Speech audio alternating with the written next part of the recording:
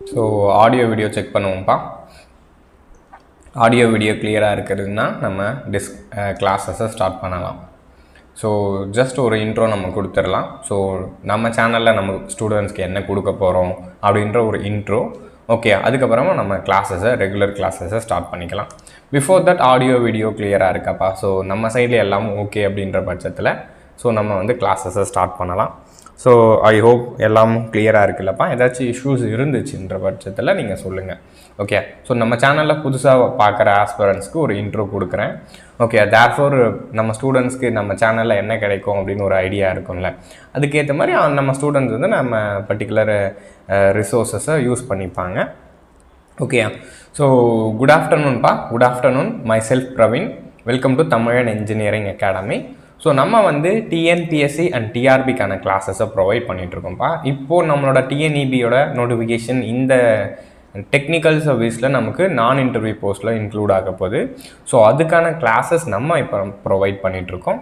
So முடிஞ்ச வரைக்கும் நம்ம கிளாஸஸை டெய்லி கோ த்ரூ பண்ணுங்கப்பா. ஸோ தேர்ஃபோர் அப்போ தான் உங்களுக்கு வந்து இது வந்து ரொம்ப யூஸ்ஃபுல்லாக இருக்கும் அட் த ஃபைனல் எக்ஸாமில். ஓகேயா? ஸோ நீங்கள் வந்து எந்த இன்ஸ்டியூட்லனா ஜாயின் பண்ணலாம். நான் இங்கே தான் பண்ணணும், நம்ம இன்ஸ்டியூட்டில் ஜாயின் பண்ணால் தான் பாஸ் பண்ண முடியும்னு நான் சொல்லலை. செல்ஃபாக படிக்கிற எல்லாராலையுமே கண்டிப்பாக பாஸ் பண்ண முடியும். பட் என்ன ஒரு திங் அப்படின்னா, நீங்கள் வந்து ஃபஸ்ட்டு எப்போவுமே அந்த எக்ஸாமோட சிலபஸ் வச்சுருக்கணும். சிலபஸை கரெக்டாக எடுத்துருக்கணும். அடுத்ததாக ப்ரீவியஸ் இயர் கொஷின்ஸை நீங்கள் பிரிண்ட் அவுட் வச்சுருக்கணும். அடுத்ததாக அதை வச்சு செக் பண்ணணும். ஸோ நம்ம வந்து எந்த மாதிரி படிக்கணும், அடுத்ததாக எந்த லெவலுக்கு படிக்கணும் அப்படின்றத நீங்கள் செக் பண்ணணும். இதை செக் பண்ணிவிட்டு அதுக்கப்புறம் ப்ராக்டிஸ் பண்ணணும். பிஒய்க்யூஸை ப்ராக்டிஸ் பண்ணணும். உங்கள் மிஸ்டேக்ஸை ரெடியூஸ் பண்ணணும். ஸோ இதை நீங்கள் பண்ணீங்க, உங்களோட செல்ஃப் கைடன்ஸ்லேயே நீங்களே பண்ணீங்க அப்படின்னா ஸோ கண்டிப்பாக கிளியர் பண்ண முடியும். ஸோ அதுக்காக நம்ம நிறைய இனிஷியேட்டிவ் பண்ணுறோம், நிறைய ஃப்ரீ கிளாஸஸ் ப்ரொவைட் பண்ணியிருக்கோம். ஸோ நிறைய டிஸ்கஷன்ஸ் கொடுத்துருக்கோம். இன் ஃபியூச்சர் டேஸில் ப்ரீவியஸ் இயர் பிஒய்க்யூஸையும் நான் ஸ்டார்ட் பண்ண ஆரம்பிச்சிருவேன். ஓகே, நான் வந்து எக்ஸாமுக்காக தான், நோட்டிஃபிகேஷனுக்காக வெயிட் பண்ணிட்டுருக்கேன். ஸோ அது வரப்போ உங்களுக்கு என்னவாக இருக்கும்னா டெய்லி பேரலாக உங்களுக்கு ப்ரீவியஸ் இயர் பிஒய்க்யூஸ் வந்துடும். ஓகேங்களா? ஸோ இந்த திங்ஸை எல்லாமே நம்ம கோர்ஸில் ஜாயின் பண்ணுற ஸ்டூடெண்ட்ஸ்க்கு நான் பண்ணுவேன். ஓகேங்களா? ஸோ அது ஒன்று தான் டிஃப்ரெண்ட். நீங்கள் எந்த இன்ஸ்டியூட்டில் ஜாயின் பண்ணணும்னு நினச்சாலுமே பிஃபோர் தட் அங்கே கேளுங்க. ஸோ அவங்க நோட்ஸை கேளுங்க. அவங்க நோட்ஸை வாங்கி அட்லீஸ்ட் ஒரு சாம்பிளாக ஒரு சப்ஜெக்ட் சர்க்யூட் தியரி இல்லை மெஷின்ஸு, அப்போ மெஷின்ஸோட ஒரு பார்ட் டிசி மெஷினு, அப்போ டிசி மிஷினில் ஒரு சாம்பிள் வீடியோஸ் ஒரு 6-7 வீடியோஸு அண்ட் நோட்ஸை நீங்கள் பாருங்கள். அந்த நோட்ஸை யூஸ் பண்ணி பிஒய்க்யூ சால்வ் பண்ண முடியுதா பாருங்கள். அடுத்ததாக அவங்களோட டவுட்ஸை எப்படி கிளாரிஃபை பண்ண போகிறாங்க அப்படின்னு பாருங்கள். அவங்களோட டவுட்ஸ் கிளாரிஃபிகேஷன் உங்களுக்கு ஓகே அப்படின்ற பட்சத்தில் நீங்கள் எங்கன்னா படிக்கலாம். ஸோ அதை வந்து நம்ம எப்போவுமே இங்கே பண்ணால் மட்டும்தான் முடியும்னு நம்ம எப்போவுமே சொல்கிறதில்ல, அது ரியாலிட்டியும் கூட இல்லை.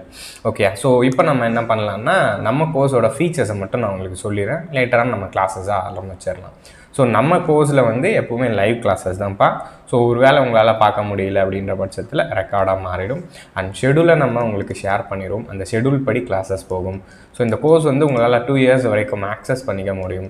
பிடிஎஃப் மெட்டீரியல்ஸ் இருக்கும், test series and weekly test discussions எல்லாமும் உங்களுக்கு இன்க்ளூட் ஆகிடும்.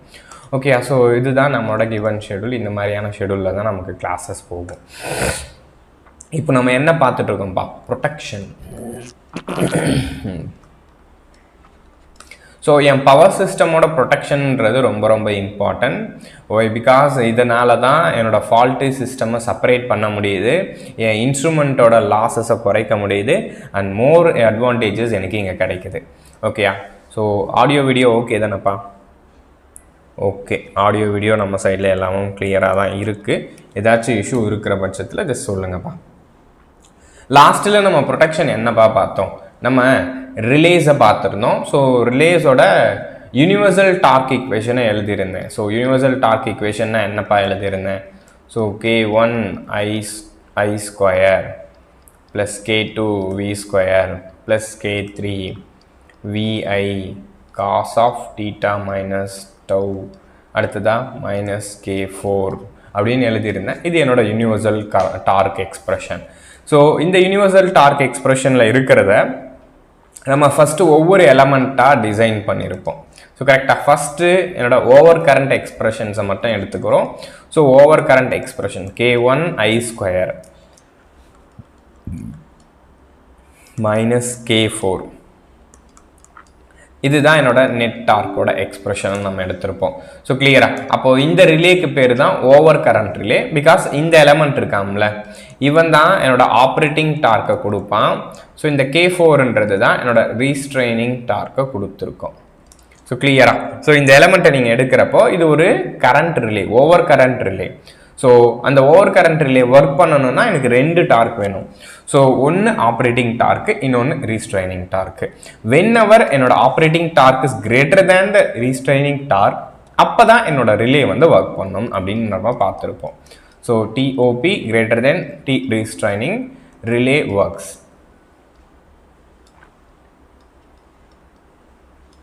கிளியரா? ஸோ இந்த கண்டிஷன்ஸை நான் உங்களுக்கு டிசைன் பண்ணேன். இதில் தான் நம்ம கரண்ட் செட்டிங்னா என்ன அப்படின்னு பார்த்தோம். ஸோ கரண்ட் செட்டிங்கிறது என்னப்பா நம்ம பார்த்தோம்? ஸோ I பிக்கப் இதோட by I relay. So I pickup by I relay current செட்டிங்கை நீங்கள் பார்த்துருப்பீங்க. ப்ளக் செட்டிங் மல்டிப்ளையர் PSM நம்ம பார்த்துருப்போம். அடுத்ததா இதோட டைப்ஸை நீங்கள் பார்த்துருப்பீங்க. ஸோ இதோட வேரியஸ் டைப்ஸ்க்கு இதோட ஆப்ரேட்டிங் டைம், ஸோ TOP நீங்கள் கால்குலேட் பண்ணியிருப்பீங்க. TOP for directional over current ரிலேக்கு TOP இஸ் 0.1 செகண்ட் அப்படின்னு நம்ம பார்த்துருப்போம். அடுத்ததாக IDMT ரிலே. ஸோ அடுத்ததாக very extremely over current relay, extremely over current relay. So இந்த டைப்ஸ் ஆஃப் ரிலேஸ் எல்லாம் நம்ம பார்த்தோம். ஓகே, அப் டு திஸ் என்னோட ஓவர் கரண்ட் ஃபங்க்ஷன்ஸ்ன்னு முடிஞ்சிச்சு. இந்த ஓவர் கரண்ட் ரிலேவை பொறுத்த வரைக்கும் இது வந்து டைரக்ஷனல் ஃபீச்சர்ஸ் இருக்கா அப்படின்னு சொல்லி பார்த்தோம்னா கிடையாது. இந்த ஓவர் கரண்ட்டை பொறுத்த வரைக்கும் it does not have any directional features, not having directional feature. So இதில் எனக்கு டைரக்ஷனல் ஃபீச்சர்ஸ் கிடையாது. சார் இப்போ ப்ராக்டிக்கலாக நமக்கு டைரக்ஷனல் ஃபீச்சர்ஸ் வேணுமா அப்படின்னு சொல்லி பார்த்தா எஸ், டெஃபினட்டாக சம் கேசஸில் நமக்கு டைரக்ஷனல் பர்பஸ் வேணும். பிகாஸ் ஒரு சில இடத்துல ஃபால்ட்டோட டைரக்ஷன் ஆஃப் கரண்ட்ன்றது மாறும்ப்பா. ஃபால்ட்டோட கரண்ட் எப்பவுமே ஒரே டைரக்ஷனாக இருக்காது. அதோட சோர்ஸ் ஆஃப் சப்ளையை நம்ம நேற்று பார்த்துருப்போம். ஃபர்ஸ்ட் நாள் கிளாஸ்லேயே நான் உங்களுக்கு சொல்லியிருந்தேன். ஸோ ஃபால்ட்டுக்கான கரண்ட்டை யாருப்பா சப்ளை பண்ண போறா? The fault current is supplied by whom? The fault current is, fault நடக்கிறப்போ அந்த ஃபால்ட்டுக்கு தேவையான கரண்ட்டை யார் சப்ளை பண்ணுவா? Yes, supplied by synchronous generator, synchronous motor. Yes, synchronous motor generator இருக்கு. அடுத்ததா induction machine with greater than 5 HP. Okay, so இப்போ இது எல்லாருமே என்னோட ஃபால்ட் கரண்ட்டை கொடுக்க போறா. நமக்கு என்ன தெரியும்? என் பவர் சிஸ்டம் நெட்வொர்க்கில் சிங்க்ரனஸ் ஜெனரேட்டரில் normal current, this is what normal current. So normal கரண்டோட டைரக்ஷன்ஸ் இப்படி தான் இருக்கும். ஸோ ஃபால்ட் கேஸ்லையும் என்ன பண்ணுறான்? ஃபால்ட் கேஸ்லையும் synchronous generator is going to supply the current. அப்போ this is fault current. Okay, இது என்னோட ஃபால்ட் கரண்ட்டு, இது என்னோட நார்மல் கரண்ட்டு. ஓகேயா? ஸோ இது என்னோட சிங்க்ரனஸ் ஜெனரேட்டர் இருக்குப்பா. ஒரு சிங்க்ரனஸ் ஜெனரேட்டர் எடுத்தீங்கன்னா ஃபால்ட் கரண்ட்டும் நார்மல் கரண்ட்டும் எப்பவுமே சேம் டைரக்ஷனாக தான் இருக்கும். ஓகே, அப்போ இந்த இடத்துல நீங்கள் டைரக்ஷனல் ரிலேவை யூஸ் பண்ணணுமா அப்படின்னு சொல்லி பார்த்தா கிடையாது. இந்த இடத்துல டைரக்ஷனல் ஃபீச்சர்ஸ் எனக்கு யூஸ்ஃபுல் கிடையாது. ஏன்னா while occurring the fault, synchronous generator எப்பவுமே அது நார்மல் கண்டிஷனாக இருந்தாலும் கரண்ட்டை கொடுத்துருக்கோம், ஃபால்ட் கண்டிஷனாக இருந்தாலும் கரண்ட்டை கொடுத்து தான் இருக்க போகுது. அதனால அதோட டைரக்ஷன்ஸ் மாறி இருக்காது. அதையே நீங்கள் சிங்க்ரனஸ் மோட்டாராக எடுத்துக்கிறீங்க. சார் ஒரு மோட்டார்னா என்ன பண்ணோம்? ஸோ காமனா கரெக்டாக இந்த மாதிரி தான் நம்ம மோட்டாரை ரெப்ரசன்ட் பண்ணியிருப்போம். ஸோ ஒரு மோட்டார்ன்றது எப்போ என்னப்பா பண்ணியிருக்கோம்? This is the normal current. Motor எப்பவுமே இட் அக்செப்ட்ஸ் த கரண்ட். கரெக்டா? நார்மல் கரண்ட், மோட்டார் எப்பவுமே கரண்ட்டை நார்மல் கேஸில் எடுத்திருக்கும். தட் இஸ் I நார்மல் அப்படின்னு கூட எடுத்துக்கலாம். ஸோ ஏன்னா இது ரொம்ப முக்கியம்ப்பா. இது புரிஞ்சாதான் நம்ம நெக்ஸ்ட் டைரக்ஷனல் ரிலேஸை நம்ம பார்க்குறப்போ புரியும். ஓகே, ஸோ இப்போ சிங்க்ரனஸ் மோட்டாரை பொறுத்த வரைக்கும் இது வந்து நார்மல் டைரக்ஷனில் கரண்ட்டை எடுத்துக்கும். ஆனால் நமக்கு என்ன தெரியும்? ஃபால்ட் நடக்கிறப்போ எக்ஸாம்பிள் இங்கே ஒரு ஃபால்ட் நடந்திருக்குப்பா. Okay, the fault is occurs here. அப்போ எனக்கு என்ன தெரியும்? டெஃபினட்டா அப்போ இந்த சிங்க்ரனஸ் மோட்டார் இருக்காம பாருங்க, டெஃபினட்டா இந்த ஃபால்ட்டுக்கு தேவையான கரண்ட்டை கொடுப்பான். So this is what IF. இப்போ பாருங்களேன், இந்த ரெண்டு டைரக்ஷனும் சேமான டைரக்ஷனாக இருக்காப்பா. ஸோ இந்த கேஸில் என்னோட ஃபால்ட் கரண்ட்டோட டைரக்ஷன்ன்றது ஆக்சுவலாக இருந்த நார்மல் கரண்ட்டோட டைரக்ஷனுக்கு ஆப்போசிட்டில் இருக்குது. ஃபால்ட் கரண்ட்டோட direction is opposite to the normal current direction. அப்போ என்ன பண்ணுவோம்னா இந்த இடத்துல டைரக்ஷனல் ஓவர் கரண்ட் ரிலே அப்படின்றத தான் நீங்கள் யூஸ் பண்ண போகிறீங்க. Simple thing, over current relay எதுக்காக? இது ஒரு ஃபால்ட் ஆகிறப்போ நிறைய கரண்ட் போகும், அதுக்காக டிடெக்ட் பண்ணுறதுக்காக ஒரு ஓவர் கரண்ட் ரிலேவை நம்ம யூஸ் பண்ணுறோம். அடுத்ததாக இங்கே எனக்கு டைரக்ஷனல் ஃபீச்சர்ஸ் வேணுமா அப்படின்னு சொல்லி பார்த்தோன்னா எஸ் வேணும். ஏன்னா இது ஒரு சிங்க்ரனஸ் மோட்டார்ன்றது ஃபால்ட்டுக்கு முன்னாடி கரண்ட்டை எடுத்துருந்துருக்கும், ஆனால் ஃபால்ட் ஆச்சுன்னா அவன் வந்து கரண்ட்டை கொடுத்துருவான். இது வந்து சிங்க்ரனஸ் மோட்டாருக்குமே பொருந்தும், இண்டக்ஷன் மோட்டாருக்குமே பொருந்தும். ஓகே, அப்போ வி நோ. ஸோ இப்போ இதுலேருந்து எனக்கு என்ன தெரியுது? டெஃபினட்டாக we need the directional relay. அப்போ இந்த டைரக்ஷனல் ரிலேவை நான் மேனுஃபேக்சர் பண்ண போகிறேன். ஸோ அதுக்காக கண்டிப்பாக ஒரு ரிலேவை நம்ம மேனுஃபேக்சர் பண்ணணும்னா எனக்கு 2 டார்க் வேணும். ஸோ ஒன்று ஆப்ரேட்டிங் டார்க்கு, இன்னொன்று ரீஸ்ட்ரைனிங் டார்க்கு. ஓகே, ஒரு ரிலேவை நம்ம ஆப்ரேட் பண்ணணும்னா 2 டார்க் வேணும். ஸோ ஒன்று ஆப்ரேட்டிங் டார்க்கு, இன்னொன்று restraining torque. From the universal torque இக்குவேஷன்லேருந்து எனக்கு என்ன தெரியும்? இந்த K4 அப்படின்றது என்னப்பா? That is spring. ஸோ ஸ்ப்ரிங்னால வரப்போகிற டார்க் இஸ் ரீஸ்ட்ரைனிங் டார்க். அப்போ இந்த K4 எடுத்துக்கிறேன். அடுத்து டைரக்ஷனல் எலமெண்ட்னா நான் என்ன சொல்லியிருந்தேன்? இவனை தான் டைரக்ஷனல் எலமெண்ட்னு சொல்லியிருந்தேன். அப்போ இந்த 2 எக்ஸ்பிரஷனையும் நான் எடுத்து நான் ஒரு ரிலேவை டிசைன் பண்ணுறேன்னா அந்த relay is a directional over current ரிலேவாக இருக்கும். ஓகே, ஸோ அப்போது எனக்கு இது என்ன கிடைக்கும்னா தட் இஸ் டைரக்ஷனல் ரிலே அப்படின்ற ஒரு ரிலே கிடைக்க போகுது. So next that is directional relay, அவ்வளவுதான். ஓகே, இப்போ இதை தான் நம்ம இன்னைக்கு பார்க்குறோம். ஸோ இது வரைக்கும் நம்ம நேற்றே பார்த்தோம். ஓகே, ஓவர் கரண்ட் ரிலேஸை பற்றி நம்ம நேற்றே பார்த்துருந்தோம். இன்னைக்கு நம்ம டைரக்ஷனல் ரிலேன்னா என்ன? ஸோ இந்த டைரக்ஷனல் ரிலேவை பொறுத்த வரைக்கும் சிம்பிள் ஒரே பாயிண்ட் தான்ப்பா. என்னோட ஃபால்ட் கரண்ட்டோட மேக்னிடியூட் சேஞ்ச் ஆகிறப்போ ஸோ ரிலே வந்து ஆக்டிவேட் ஆகிடும். ஸோ ஃபால்ட் கரண்ட்டோட டைரக்ஷன்ஸ் சேஞ்ச் ஆகாதப்போ ரிலே ஆக்டிவேட் ஆகாது. ஓகே, ஸோ இப்போ இதை தான் நம்ம பார்க்குறோம். ஸோ இந்த ரிலேவை பொறுத்த வரைக்கும் 2 யூனிட் இருக்கும். ஓகே, ஸோ இதுக்கு முன்னாடி இந்த ரிலேவை எழுதிடலாம். That is directional relay.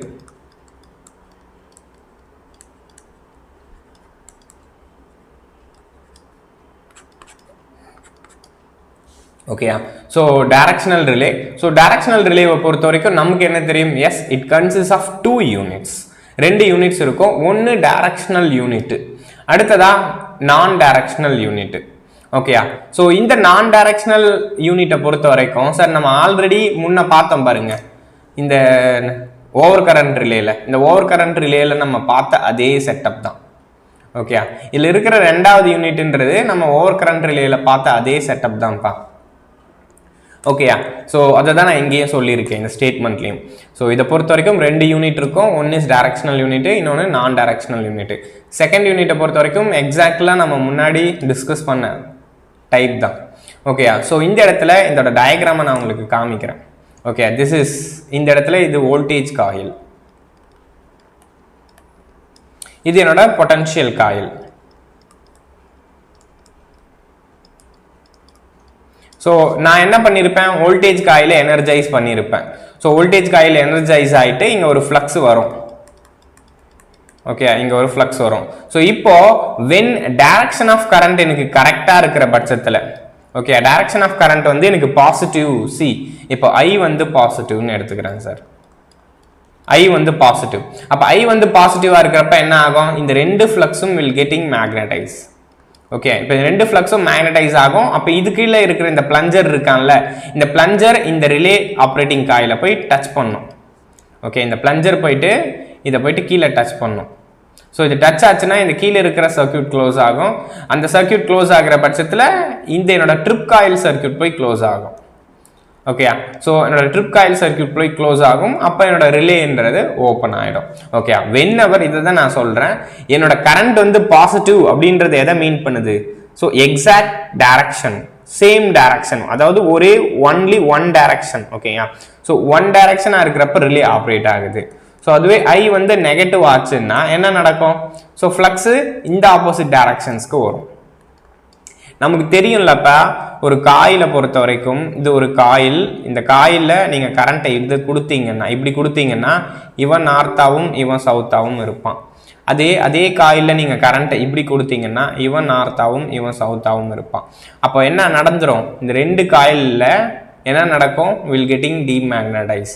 So டீமேக்னடைஸ் நடந்துச்சுன்னா இந்த பர்டிகுலர் காயில் க்ளோஸ் ஆகாது, என்னோட ரிலே கான்டாக்டும் க்ளோஸ் ஆகாது. ஓகே, இதுதான் இந்த சிம்பிள் ஒர்க்கிங் பிரின்சிபல். இதோட டார்க்கை தான் நான் இங்கே எழுதியிருக்கேன். ஸோ திஸ் இஸ் K3, ஏன்னா நம்ம டார்க் ஈக்குவேஷனில் அதை K3ன்னு எழுதியிருப்போம். Okay, this is K3 VI cos of theta minus tau and K4. இந்த இடத்துல இங்கே இருக்குல்ல K3 VI cos theta minus tau, இது என்னோட ஆப்ரேட்டிங் டார்க். ஸோ இது என்னோட ரீஸ்ட்ரைனிங் டார்க். ஓகே, ஸோ இந்த VI cos theta இந்த டைரக்ஷனல் யூனிட் இருக்கான் பாருங்க, அவன் தான் எனக்கு ஆப்ரேட்டிங் டார்க்கை கொடுக்குறான். ஓகே, இப்போ இந்த ஸ்டேட்மெண்ட்டை தான் நம்ம இங்கே எழுதியிருக்கோம் இந்த இடத்துல. Okay, here the voltage coin has a polarizing quantity, the polarizing quantity which produces one of the two fluxes required for the production of torque. The quantity actually taken as a reference as compared with the quantity which is current here. So இங்கே என்ன பண்ணுறோம், என்னோட ரெஃபரன்ஸை என்னோட கரண்ட்டோட டைரக்ஷனை வச்சு தான் நம்ம என்ன பண்ணுறோம்னா செக் பண்ணுறோம். ஓகே, ஸோ அடுத்ததா in the circuit the point current flow can in one direction at a particular instant normal direction அப்படின்னு சொல்கிறேன். ஓகே, ஸோ ஃபஸ்ட்டு கேஸில் என்னோட கரண்ட் டைரக்ஷனை நார்மல் டைரக்ஷன் அப்படின்னு எடுத்தேன்னா the condition of the directional unit will develop negative torque. Okay, the relay will be restrained to operate. Okay, so இப்போ எனக்கு என்ன ஆகும், ரிலே வந்து ஆப்ரேட் ஆகும்.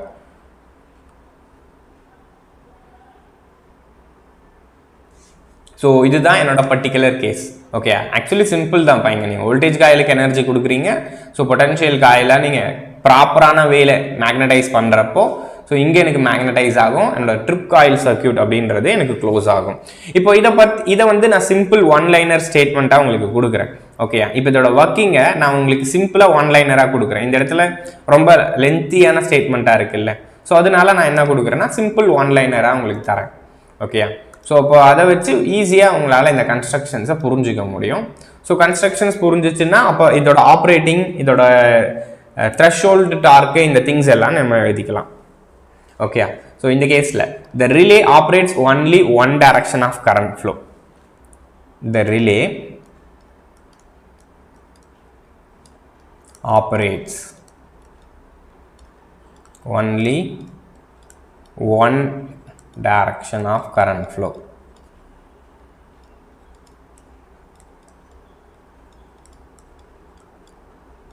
The relay operates only for one direction of current flow.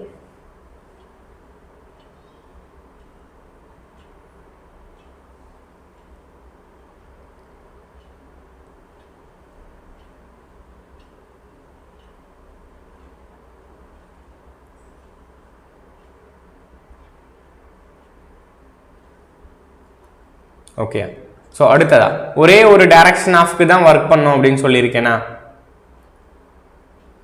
So அதுவுமே நம்ம set பண்ணி வச்சிருப்போம்ப்பா. Okay, நம்மளோட செட் டைரக்ஷன்ஸ் அப்படின்னு இருக்கும். ஸோ இந்த மாதிரி இருக்கணும், என்னோட கரண்ட் காயிலில் ஃப்ளோ ஆகிற கரண்ட்டு இந்த மாதிரி இருக்கணும் அப்படின்னு நம்ம செட் பண்ணி வச்சுருப்போம். ஸோ அந்த டைரக்ஷனில் இருந்தால் மட்டும்தான் என்னோட ரிலே வந்து ஆப்ரேட் ஆகும். ஓகே, ஸோ அந்த செட் டைரக்ஷன்ஸில் என்னோட ரிலே இருந்தால் மட்டும்தான் என்னோட ரிலே வந்து ஆப்ரேட் ஆகும். ஓகே, ஸோ அடுத்ததா ஸோ ரிலே வந்து இப்போ ஆப்ரேட் ஆயிடுச்சு. ஓகே, இப்போ ரிலே வந்து ஆப்ரேட் ஆயிடுச்சு. திரும்பவும் இந்த காயில் என்ன ஆகணும், அதோட ஒரிஜினல் பொசிஷனுக்கே வரணும்.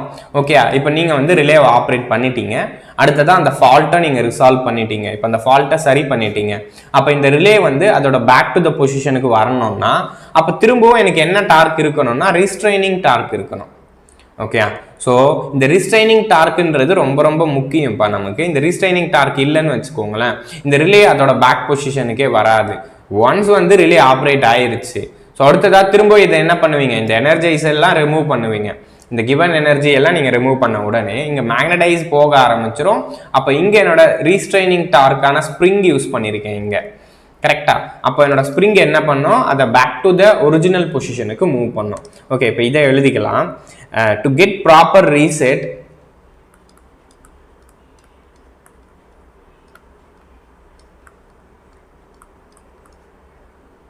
for directional relay,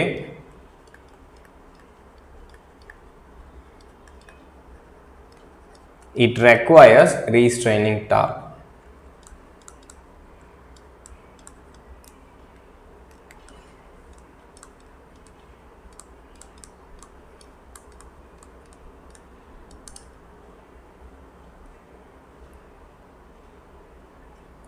okay, so அடுத்ததா இப்போ இந்த பர்டிகுலர் கேஸை நான் எடுத்துக்கலாம். த்ரெஷ்ஹோல்ட் அப்படின்ற கேஸை எடுத்துக்கிறேன். கேஸ் 1 நம்ம எப்பவுமே பார்ப்போம். த்ரெஷ்ஹோல்ட் கேஸ் அப்படின்றது, த்ரெஷ்ஹோல்ட் கேஸ்னா என்ன சார்? ஸோ த்ரெஷ்ஹோல்ட் கேஸில் என்னோட நெட் டார்க் அப்படின்றது 0வா இருக்கும். விச் மீன் இப்போ என்னோட டார்க் ஈக்குவேஷனை எடுத்துக்கணும் நான். ஸோ டார்க் ஈக்குவேஷனில் என்னோட நெட் டார்க்ன்றது that is K3 VI cos of theta minus tau minus k is equivalent to 0. Okay, so இதுதானே அதுக்கான அர்த்தம். ஸோ இதுதானேப்பா அதுக்கான அர்த்தம். த்ரெஷ்ஹோல்ட்டில் நமக்கு என்ன தெரியும்? the t is equivalent to 0, the net torque is 0. இதை வேணா எழுதிக்கலாம். ஓகே, டியூரிங் த த்ரெஷ்ஹோல்ட்ன்றது அதோட லிமிட்டை சொல்கிறேன். ஓகே, ஸோ இது விர்ஜ் ஆஃப் கண்டிஷன். விர்ஜ் நான் ரிலே வந்து ஆப்ரேட் ஆகிறதுக்கு ரெடியாக இருக்கேன் அப்படின்றத சொல்லுது. அப்போ த்ரெஷ்ஹோல்டில் இந்த டேர்ம்ஸை 0ன்னு எடுத்துக்கிறேன்.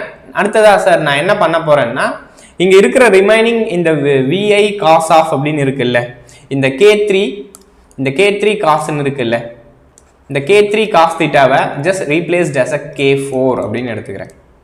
ஓகே, இந்த டேர்ம்ஸை தான் நான் என்னவா ரீப்ளேஸ் பண்ணுறேன்னா, it is replaced as a K4 VI. Okay, K4 VI minus K is equivalent to 0 அப்படின்னு எழுதிக்கிறேன்.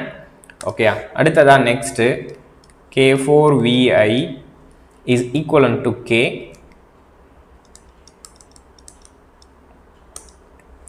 அடுத்ததா நெக்ஸ்ட் அப்போ VI எனக்கு என்ன கிடைக்கும்? Yes, VI will be K divided by K4 அப்படின்ற எக்ஸ்பிரஷன் கிடைக்கும். Okay, so VI is equivalent to K divided by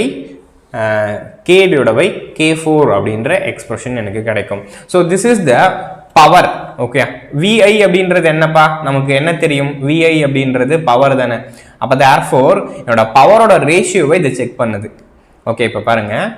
so K4 VI is equivalent to K. அப்போ therefore VI is nothing but K divided by K4. So இங்கே ரூட்லாம் இல்லை. அப்போ therefore இது வந்து power தானே. V into I அப்படின்றது என்ன? Power தானே. அப்போ இந்த ரிலேவை நம்ம என்ன சொல்கிறோம்னா, என்னோட பவர் ரிலே அப்படின்னு கூட சொல்லலாம். இது பவர் யூனிட் அப்படின்னு கூட சொல்லலாம். This is what power unit. Okay, so என்னோட ரிலேயில் என்னோட power equivalent to K by K4 இருக்கிறப்போ ரிலே ஆப்ரேட் ஆகுதா? என்னோட ரிலே இஸ் அந்த த்ரெஷ்ஹோல்ட் கண்டிஷன். ஓகே, என்னோட ரிலே நம்ம செக் பண்ணுறப்போ என்னோட ரிலேவோட பவர் K by K4 இருக்கிறப்போ ரிலே வந்து த்ரெஷ்ஹோல்ட் அப்படின்ற ஒரு கண்டிஷனில் இருக்குது. ஓகேயா, ஸோ த்ரெஷ்ஹோல்ட் அப்படின்ற ஒரு கண்டிஷனில் இருக்குது. ஸோ இந்த பர்டிகுலரில் இந்த Vன்றது தான் V மினிமம், இந்த Iன்றது தான் I மினிமம். ஸோ இந்த இடத்துல அந்த V is written as V minimum. So I அப்படின்றது என்னப்பா? That is I minimum. Okay, இதுதான் த்ரெஷ்ஹோல்ட். இந்த த்ரெஷ்ஹோல்டை கொண்டு வரதுக்காக கொடுத்த வோல்டேஜும் கொடுத்த கரண்ட்டும் தான் நம்ம V மினிமம் I மினிமம் அப்படின்னு எழுதியிருக்கோம். அடுத்ததா நெக்ஸ்ட் கேஸ் நம்ம ரிலே ஆப்ரேட்டிங் கண்டிஷனில் எப்படி இருக்குன்னு எடுத்துலாமா? when relay operates,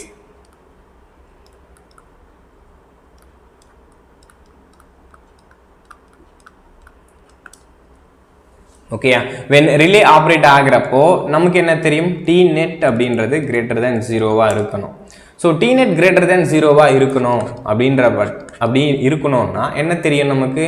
என்னோட T operating must be greater than T restraining. இப்போ தான் நம்ம பார்த்தோம் T operatingன்றது நத்திங் பட் இவன் தான் T operating. கரெக்டா? ஸோ இவனை தான் நம்ம T operating அப்படின்னு சொல்கிறோம்.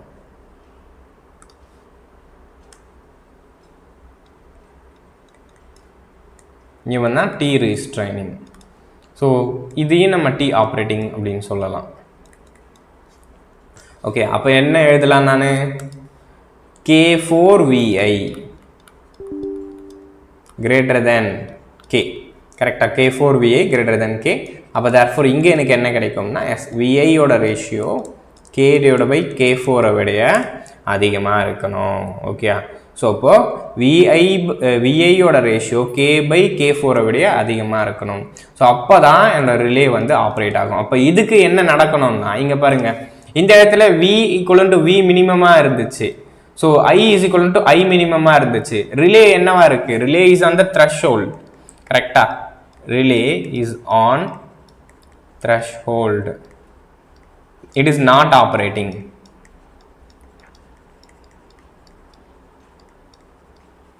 இப்போ இங்கே பாருங்க, இந்த ஸ்டேட்மெண்ட் எனக்கு என்ன தருது? எஸ், விஐயோட ப்ராடக்ட் கிரேட்டர் தென் K/K4 இருக்குன்னா அப்போ which mean V is greater than V minimum, I is greater than I minimum. அப்போ என்னப்பா ஆகுது? Relay operates.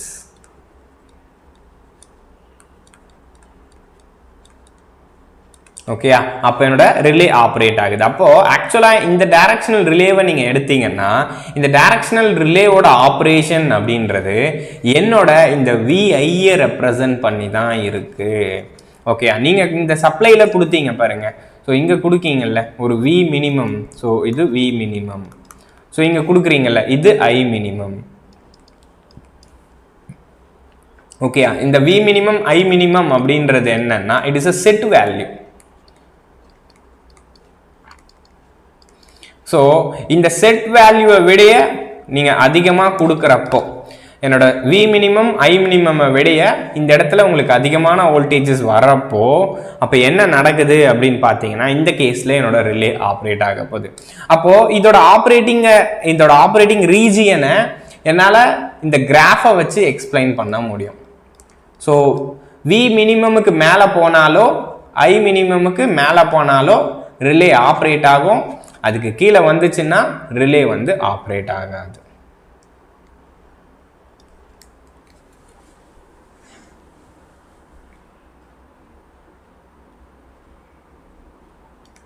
Okay, this is what I current இந்த டைரக்ஷனில் வோல்டேஜை எடுத்துக்கிறேன்.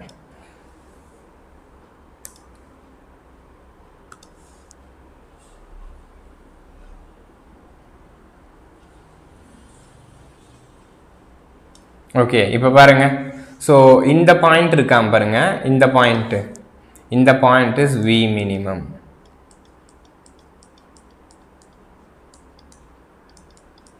அதே மாதிரி இந்த பாயிண்ட் இருக்காம பாருங்க, this is I minimum.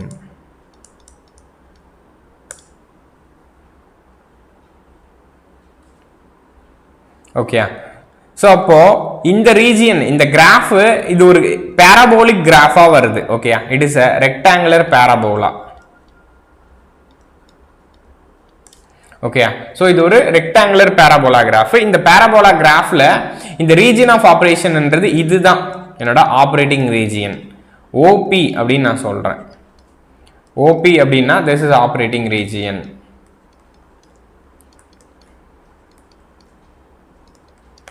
So அதுக்கு கீழே இருக்கிற ரீஜியன், அந்த ஆப்ரேட்டிங் ரீஜியனுக்கு கீழே இருக்கிற ரீஜியன் வந்து it is not operating.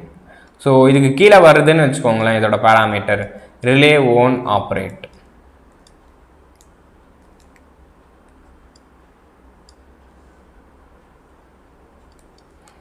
So இது NOP நாட் ஆப்ரேட்டிங்.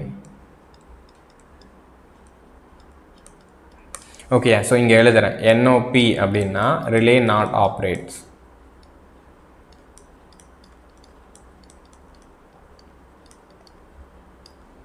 ஸோ OPன்னா it is operating region.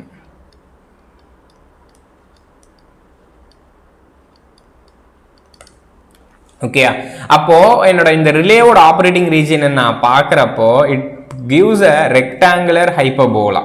Okay, so இதோட ஆப்ரேட்டிங் ரீஜியன் எனக்கு எதை கொடுக்கும் அப்படின்னா ரெக்டாங்குலர் ஹைப்பர்போலாவை கொடுக்குது.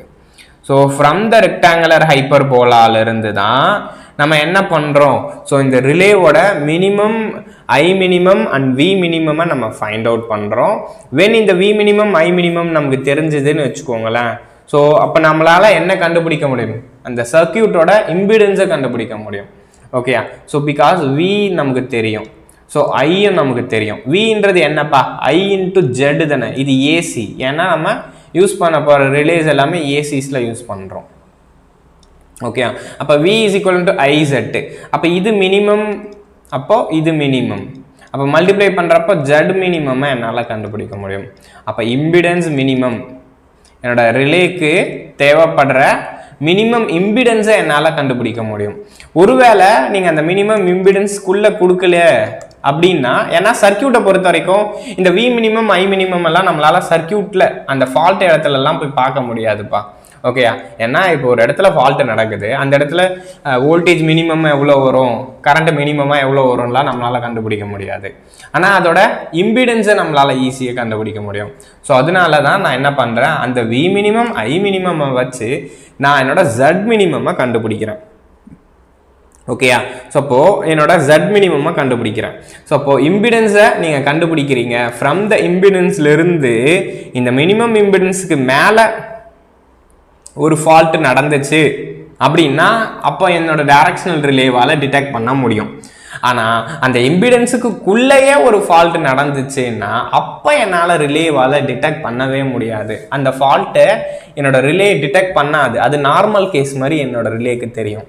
ஏன்னா இந்த ஆஃபர் ஆகிற எல்லா இடத்துலையும் நான் என்ன சொல்லியிருக்கேன், இங்கே வோல்டேஜ் கிரேட்டர் தென் வி மினிமமாகவும் கரண்ட் கிரேட்டர் தென் ஐ மினிமமாகவும் இருந்தால் தான் ரிலே ஆப்ரேட் ஆகும். அப்போ அந்த வி மினிமம் ஐ மினிமம் வச்சு தான் அந்த ரிலேவோட மினிமம் இம்பிடன்ஸை நான் கண்டுபிடிக்கிறேன்.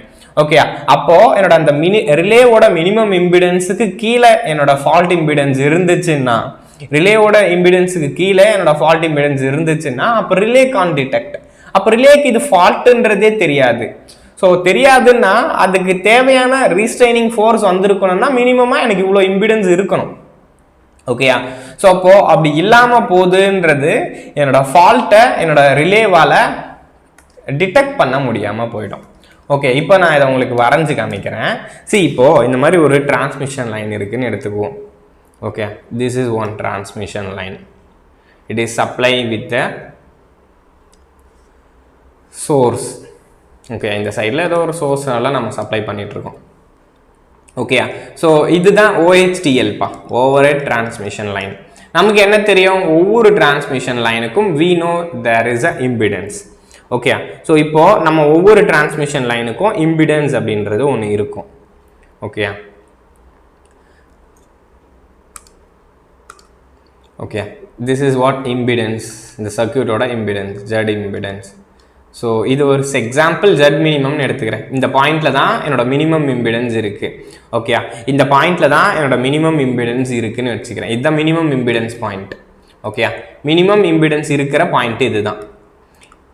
இதுக்கு உள்ளே போனீங்கன்னா this is lesser than Z minimum, இதுக்கு மேலே போனீங்கன்னா it is greater than Z minimum. அப்போ இந்த கேஸில் ஒரு ஃபால்ட் நடக்குது. Okay, the fault is occurring this point. இருங்க, வேறு கலர் எடுத்துக்குவோம். ஸோ இப்போ ஃபால்ட் என்ன ஆகுது, fault is occurs here. Okay, இப்போ கிரவுண்டோட கனெக்ட் ஆயிடுச்சு. Okay, this is what fault, right. So அப்போது இது என்னோட ஃபால்ட்டு. இந்த கேஸில் எனக்கு என்ன தெரியும், இம்பிடன்ஸை விட அதிகமாக இருக்குது. அப்போ இந்த point V greater than V minimum. கரெக்டாக, இந்த பாயிண்ட் ஃபால்ட் வந்து 1ன்னு எடுத்துக்கிறேன். அப்போ இது வந்து V greater than V minimum. அப்போது இந்த கேஸில் at point 1 the relay operates.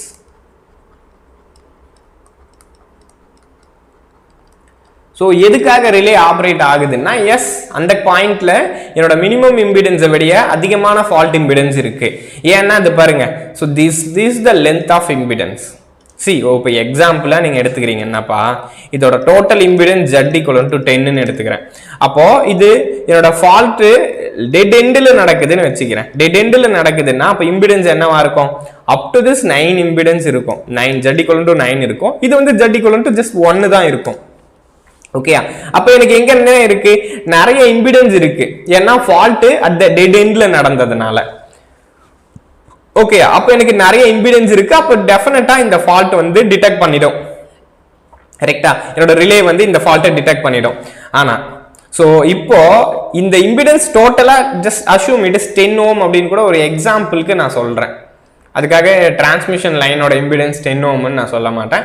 அதை நம்ம TNDல பார்ப்போம். டிரான்ஸ்மிஷன் லைனோட இம்பிடன்ஸ் எவ்வளோவா இருக்கும், கேபிளோட இம்பிடன்ஸ் எவ்வளோவா இருக்கும் அப்படின்னு சொல்லிட்டு. ஒரு எக்ஸாம்பிளுக்கு ஒரு 25 ஓம் அந்த மாதிரி எடுத்துக்கிறேன். ஓகே, அப்போ இங்க என்னோட மினிமம் இம்பிடன்ஸ்ன்றது almost it is 12 ohms. Okay, 12 ஓம்ஸோ 10 ஓம்ஸ்ன்னு கூட எடுத்துக்கோங்க, தப்பு இல்லை. ஓகே, அப்போ மினிமம் இம்பிடன்ஸ்ன்றது தட் இஸ் 10 ஓம். டோட்டல் இம்பிடன்ஸ்ன்றது ஜட் டோட்டல் பா இது. ஓகே, ஜட் டோட்டல்ன்றது 25 ஓம்ஸ். ஸோ ஜட் மினிமம்ன்றது 10 ஓம்ஸ். அப்போ இங்கே இடத்துல பார்த்தீங்கன்னா ஆல்மோஸ்ட் 20 இருக்கும். ஏன்னா இது லாஸ்ட்ல தான் நடந்திருக்கு. அப்போ ஆல்மோஸ்ட் 20 இருக்கனால ரிலே ஆப்ரேட் ஆகிட்டு இருக்கும். ஓகே, ஸோ இந்த பிரச்சனை இந்த இடத்துல பிரச்சனை இல்லை.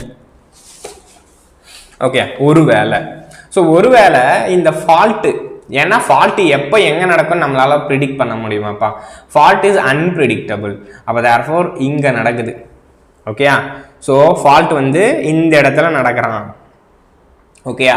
ரிலேன்றது என்னவா இருக்கும் சார்? ரிலேவை பொறுத்த வரைக்கும் ரிலே வந்து இயர்லியாகவே கூட இருக்கலாம். ஓகேயா? ரிலேவை நான் என்ன பண்ணியிருப்பேன், இங்கேயே கனெக்ட் பண்ணியிருப்பேன். This is relay. ஓகேயா? This is relay coil.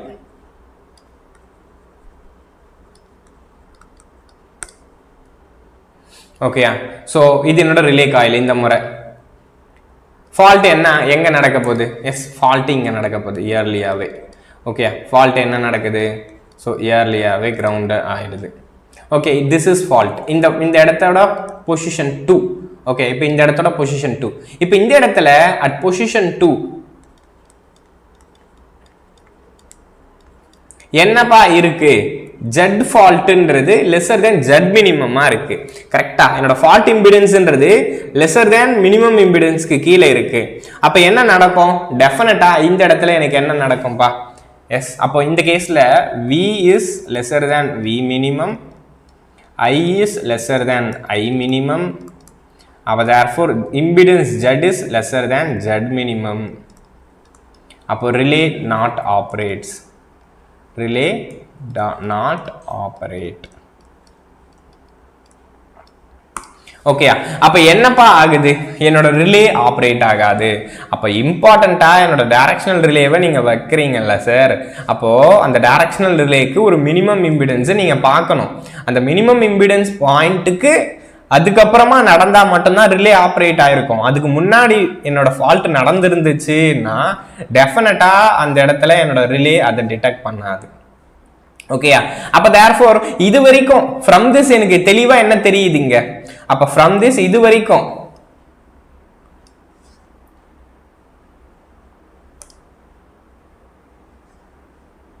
So விசிபிளா தானப்பா இருக்கு. ஓகே, அப்ப ஃப்ரம் திஸ் இது வரைக்கும் என்னோட ரிலே வந்து டெஃபினட்டா ஆப்ரேட் ஆகாது. கரெக்டா? அப்போ this is the point. Okay, அப்போ இதனோட this is the point where the relay is does not going to operate.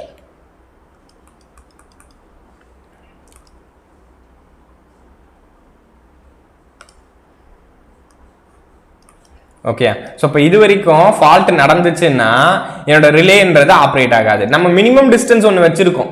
So minimum இம்பிடன்ஸை build பண்ணுறதுக்காக மினிமம் இம்பிடன்ஸ் எந்த இடத்துல வருது அந்த டிஸ்டன்ஸ்க்கு பேர் தான் மினிமம் டிஸ்டன்ஸ். அப்போ இந்த டிஸ்டன்ஸ் வரைக்கும் என்னோட ரிலே ஆப்ரேட் ஆகுமா அப்படின்னு சொல்லி பார்த்தா ஆப்ரேட் ஆகாது. அப்போ இந்த ரிலேல என்னோட இந்த ஜோன்ல என்னோட ரிலே எப்படி இருக்கு? Almost dead condition. கரெக்டா?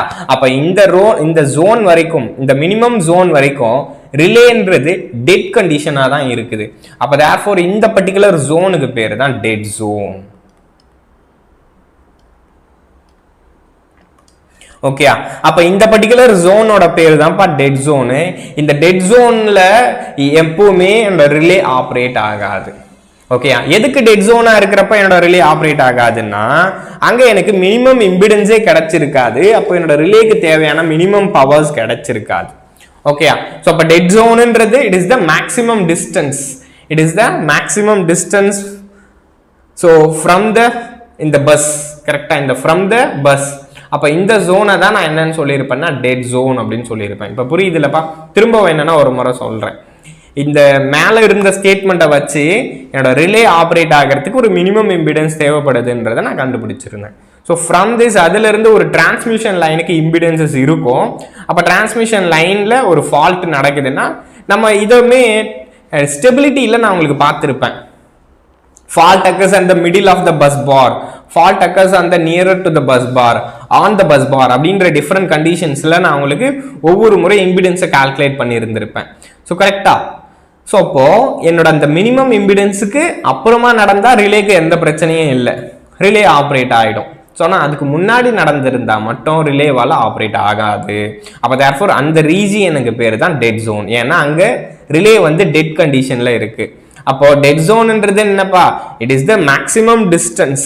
Okay, so maximum distance where which voltage feed to the relay is lesser than the minimum voltage. கரெக்டா? இது வரைக்கும் பாருங்க, இது வரைக்கும் வோல்டேஜ்ன்றது என்னவா இருக்கும்? லெஸ்ஸர் தேன் வி மினிமமா இருக்கும். ஸோ கரண்ட் நீங்க பார்த்தாலும் லெஸ்ஸர் தேன் ஐ மினிமமா இருக்கும். ஆனா இங்க பாத்தீங்கன்னா எஸ், இங்க V greater than V minimum. அப்ப ரிலே ஆப்ரேட் ஆகுது.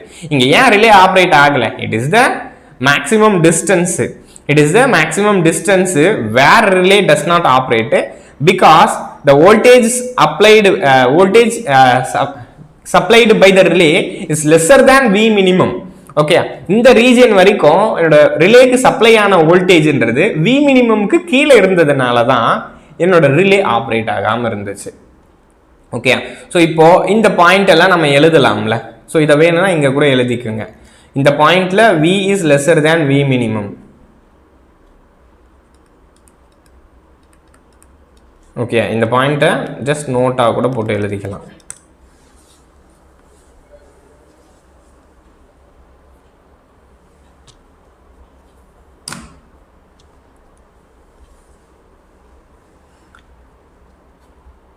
If fault is very close to relay location,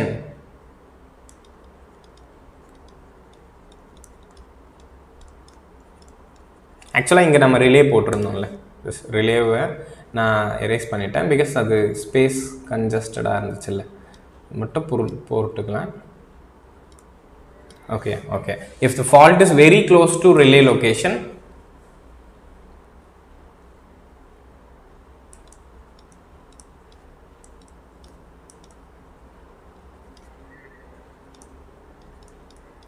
if fault is very close to relay location, then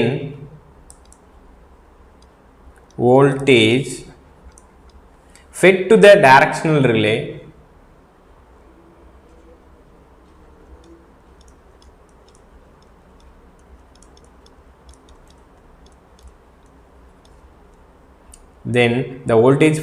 directional relay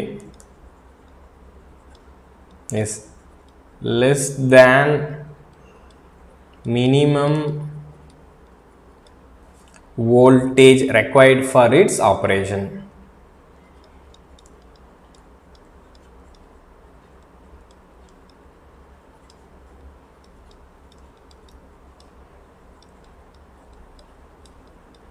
So relay does not operate.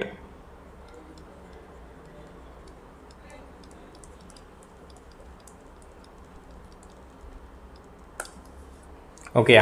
So அடுத்ததா இப்போ இந்த dead ஜோன்னா என்ன அப்படின்னு சொல்லலாம்ல. அடுத்ததா இந்த டெட் ஜோன். அப்போ டெட் ஜோன்னா என்ன?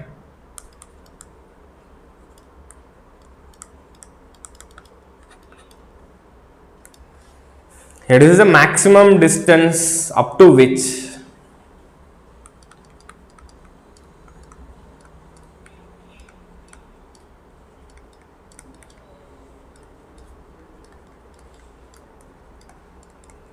it is the maximum distance up to which voltage to the directional relay is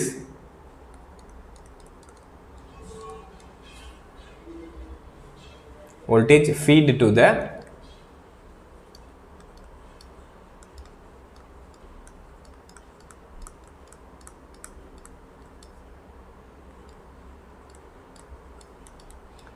less than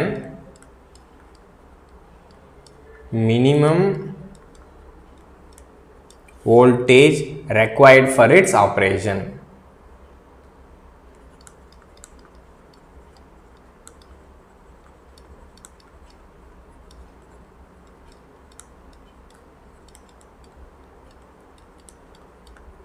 This is the maximum distance up to which voltage feed to the directional relay is lesser than minimum voltage required for the operation is called dead zone of directional relay.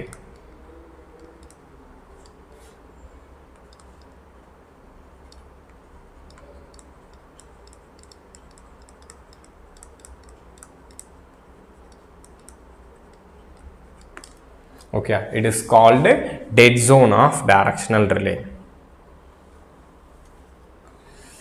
So okay appa, so இதுதான் என்னோட dead zone.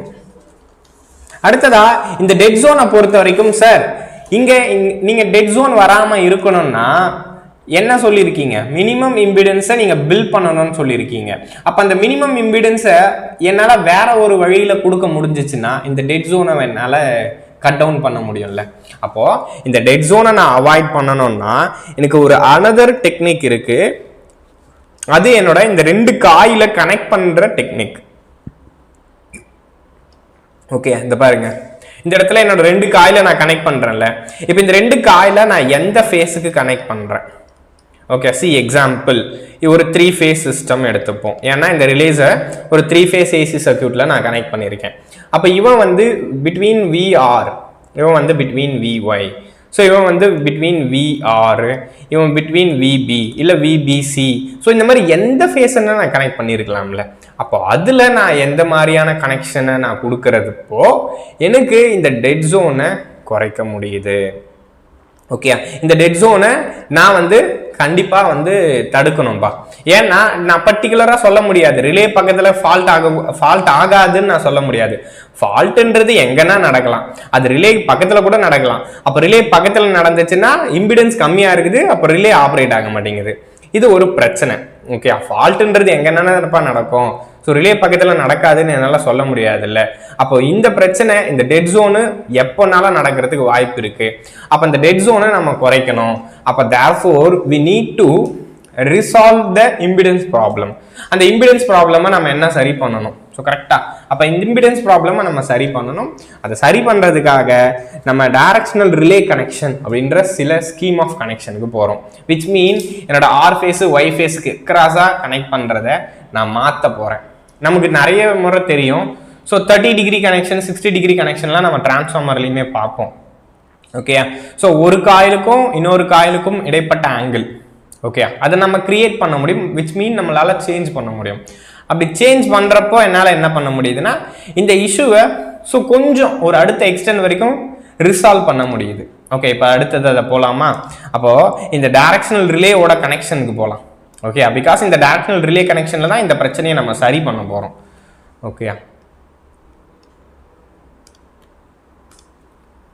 Next directional relay connection.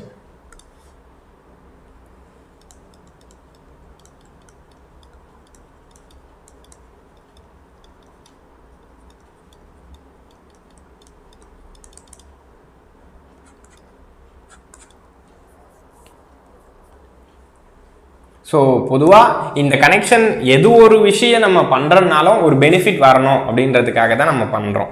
அப்போ இதுவுமே to avoid dead zone,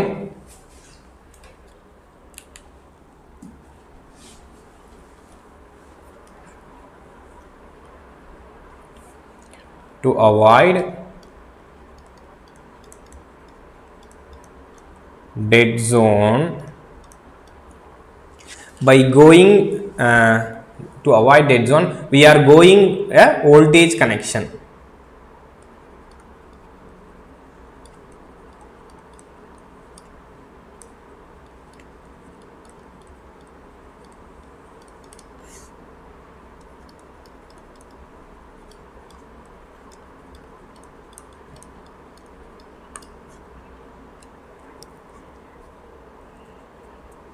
okay, so அப்போ இந்த dead ஜோனை நான் avoid பண்ணணும்னா sir எப்பவுமே நமக்கு என்ன தெரியும், ஃபால்ட் பேஸில் தானே இம்பிடன்ஸ் கம்மியாகும். இப்போ பாருங்க, ஒரு ஃபால்ட் ஃபேஸ் இதுதான் என்னோட ஃபால்ட்டி பேஸ். சி எக்ஸாம்பிள் இது என்னோட ஆர் ஃபேஸ் அப்படின்னு எடுத்தேன்னா இந்த ஃபால்ட்டி பேஸில் தானே இம்பிடன்ஸ் ரொம்ப கம்மியாகும் because of the short circuit. அப்போ ஷார்ட் சர்க்கியூட் ஆகுறதுனால ஃபால்ட் பேஸில் தானே இம்பிடன்ஸ் கம்மியாகும். ஆனால் மற்ற ரெண்டு பேஸ் இருக்காம பாருங்க, மற்ற ரெண்டு பேஸ்லையும் இம்பிடன்ஸ் அஃபெக்ட் ஆயிருக்காது. அப்போ தேர்ஃபோர் நம்ம என்ன பண்ணுறோம், ஸோ ஃபால்ட் பேஸில் தவிர்த்துட்டு அடுத்த பேஸில் வோல்டேஜ் காயில கனெக்ட் பண்ணுங்க. ஸோ வோல்டேஜ் கனெக்ஷனை பொறுத்த வரைக்கும் நல்ல ஃபேஸில் கனெக்ட் பண்ணுங்க. கரண்ட் கனெக்ஷனை மட்டும் ஃபால்ட்டி பேஸில் கனெக்ட் பண்ணுங்க. அப்போ ஃபால்ட்டி பேஸில் கனெக்ட் பண்ணால் கரண்ட் டைரக்ஷன்ஸ் மட்டும் மாறி இருக்கும். ஸோ கரண்ட் காயில் பர்ஃபெக்டாக ஒர்க் பண்ணணும். அடுத்ததான் அந்த இம்பிடன்ஸ் கிடைக்கிறதுக்காக என்னோட வோல்டேஜ் காயில நீங்க நல்லா இருக்கிற ரெண்டு ஃபேஸ்ல கனெக்ட் பண்ணுங்க. ஸோ அவ்வளவுதான் சரி. இந்த மாதிரி நீங்க கனெக்ட் பண்றப்போ என்னோட இந்த ப்ராப்ளமும் நமக்கு சரியாகுது. Okay, to avoid dead zone we are going for a different voltage connection. Okay, so the voltage coil is connected on another phases which is are not faulty. So the voltage coils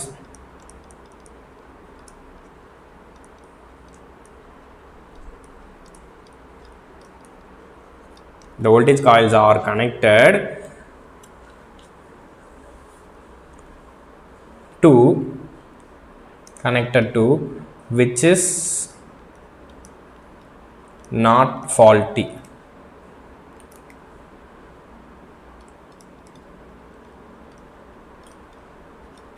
Okay, so fault ஆகாத காயில்ல voltage connect பண்ணுங்க. Voltage coils are connected to the which is non faulty phases அப்படின்னு கூட போட்டுக்கலாம். to non faulty phases.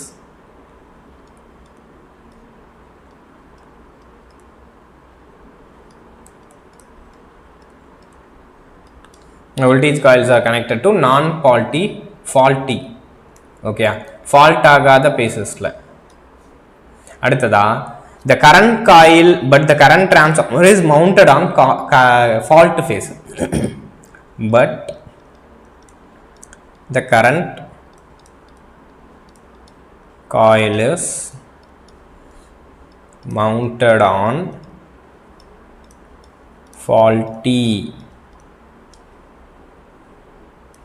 phase. Okay, அப்ப current காயில பொறுத்த வரைக்கும் faulty பேஸ்ல கனெக்ட் பண்ணுங்க. ஸோ வோல்டேஜ் காயில பொறுத்த வரைக்கும் நல்லா இருக்கிற ஃபேஸஸ்ல கனெக்ட் பண்ணுங்க. தட் இஸ் நான் ஃபால்ட்டி பேசஸ்ல கனெக்ட் பண்ணுங்க. ஸோ ஃபால்ட் ஆகாத ஃபேஸஸ்ல கனெக்ட் பண்ணுங்க அப்படின்னு சொல்றாங்க. இப்போ இங்க நீங்க என்ன சொல்லியிருக்கீங்க? ஸோ இப்போ இந்த கிவன் டயக்ராம் கரெக்டா? அப்போ ஜஸ்ட் நான் இப்போ அதோட டயக்ராம் வரைகிறேன். இந்த டயக்ராம் இது வந்து ஆர் ஃபேஸ்,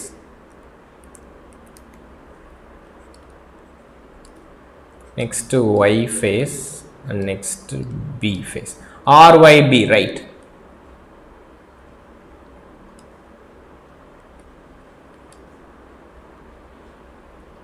okay, இது என்னோட phase ys.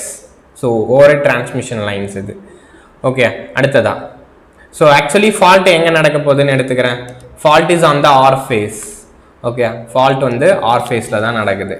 ஓகே, இப்போ இந்த ஃபால்ட்டி பேசஸ்ல தான் என்னோட கரண்ட் காயிலை நம்ம கனெக்ட் பண்ணணும். கரெக்டா? அப்போ current coil is mounted on the faulty phases. Okay, so இதுதான் என்னோட கரண்ட் காயில். ஸோ இப்போ என்ன கொடுப்போம்? இதுக்கு கரண்ட்டை கொடுப்போம் ஐ. கிளியரா? அப்போ திஸ் இஸ் கரண்ட் காயில். ஓகேயா? புரியுதா? இது என்னோட கரண்ட் காயில் தானே. நெக்ஸ்ட், அப்போ வோல்டேஜ் காயில்ஸ் எங்க கனெக்ட் பண்ணணும்னு சொல்லியிருக்கேன். விச் இஸ் ஆன் த நான் ஃபால்ட்டி பேஸ். ஓகே, நான் ஃபால்ட்டி பேசஸ். அப்போ therefore இது b. ஸோ இது என்னோட y. ஓகே, அப்போ இன் பிட்வீனில் நான் கனெக்ட் பண்ணுறேன் சார்.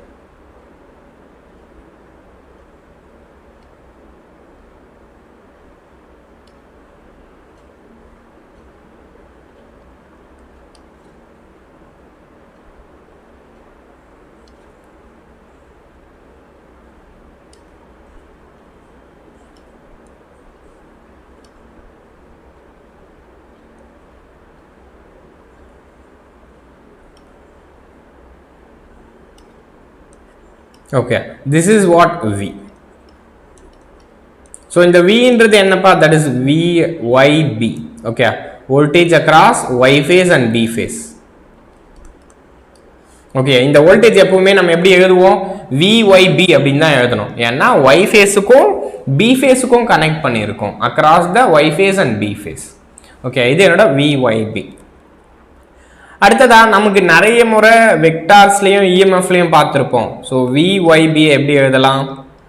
vy மைனஸ் vb அப்படின்னு எழுதலாமா? ஸோ vy மைனஸ் vb அப்படின்னு நம்ம எழுதலாம். ஓகே, அப்போ ஃப்ரம் திஸ் இந்த வெக்டாரை நீங்கள் வரைஞ்சிங்கன்னா இது என்ன டிகிரி கனெக்ஷன்றதை என்னால் சொல்ல முடியும். ஸோ எத்தனை டிகிரிஸ் இருக்குது என்னோட இந்த ஐஆருக்கும், திஸ் இஸ் வாட் ஐஆர், இந்த ஐக்கும் இந்த விக்கும் இடைப்பட்ட ஆங்கிள் டிகிரி, ஆங்கிளை நீங்கள் கண்டுபிடிக்க போகிறீங்க. ஓகே, அதுக்காக தான் நான் அதோட வெக்டார் டயக்ராமாக வரைகிறேன். ஸோ விஆர் விஒய் இது விபி. ஸோ என்ன பண்ணணும்னு சொல்லியிருக்காங்க, விஒய்பி வேணும்னா, விஒய்பி வேணும் அப்படின்னா நீங்கள் என்ன பண்ணணும் sir, for VYB we need to add VY plus minus VB. என்னோட விஆர்பி வேணும் அப்படின்னு நினைக்கிறீங்களா, விஒய்யையும் மைனஸ் விபியும் ஆட் பண்ணுங்க. So VYA and minus VBs are added. அப்போ இது ப்ளஸ் விபி அப்படின்னா மைனஸ் விபி எப்படி இருக்கும், இதுக்கு ஆப்போசிட் போலாரிட்டிஸில் இருக்கும்.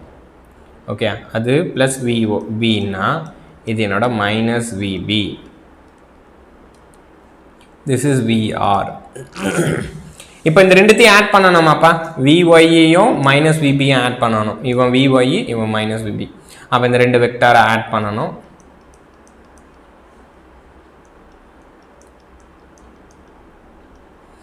ஓகே, அப்போ ஃபைனலாக this is what the விஒய்பி.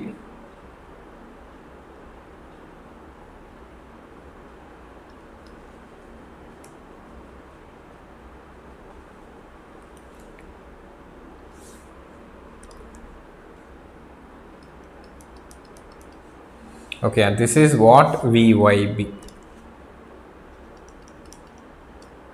So இப்போ இந்த ரெண்டுத்துக்கும் ஆன ஆங்கிள்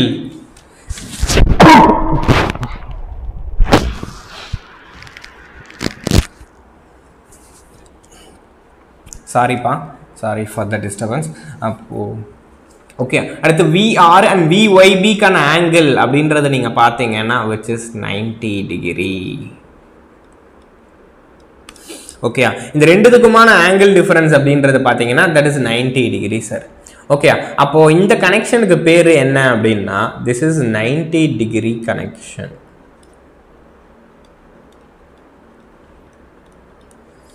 என்னோட டைரக்ஷனல் ரிலேவை நம்ம 90 டிகிரி கனெக்ஷனில் கொடுக்குறோம் அப்படின்னு சொல்கிறாங்க.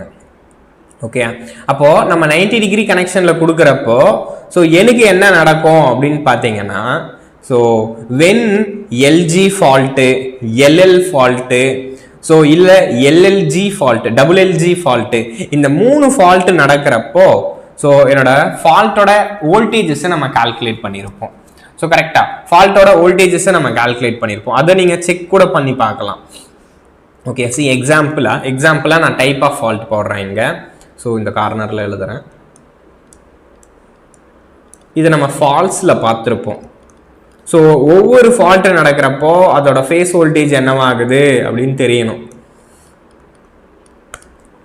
Sir. When it is LG fault அப்படின்னா என்ன நடக்கும், VR voltage across the faulty phase will become 0.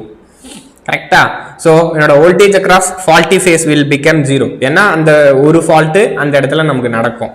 Okay, அடுத்ததா நெக்ஸ்ட் விஒய் விபி நீங்க பார்த்தீங்கன்னா 0வா இருக்குமா sir? No, Vy and Vb is not 0.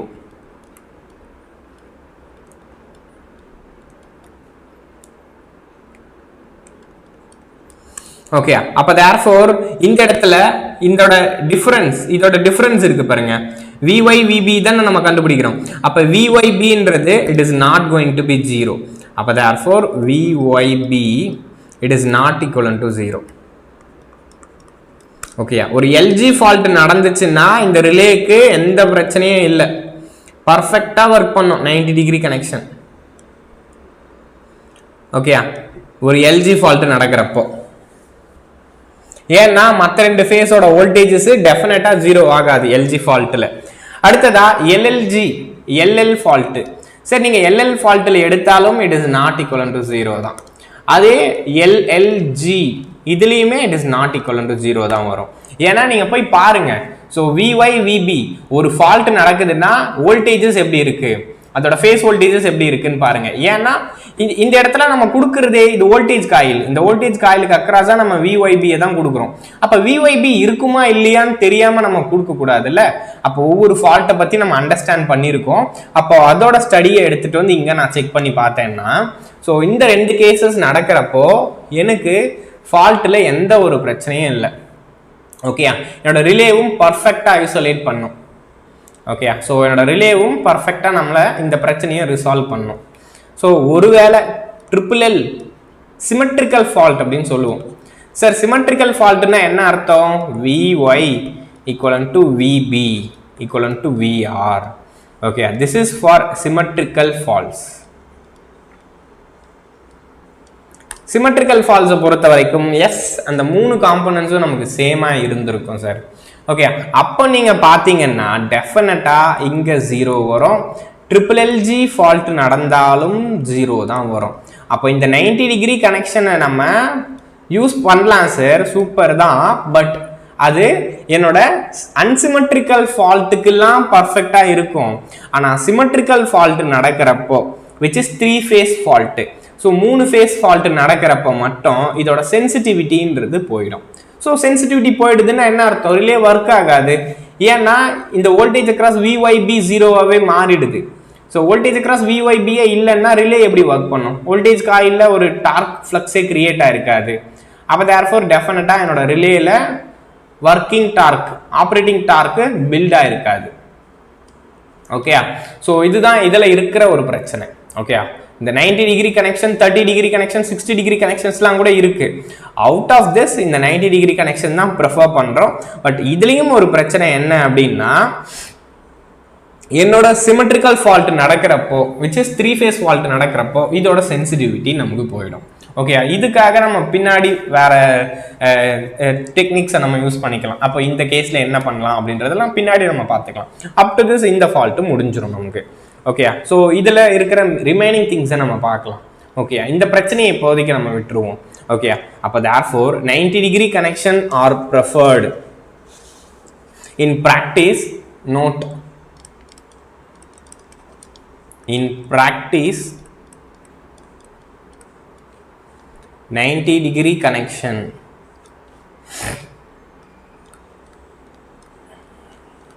is the best connection among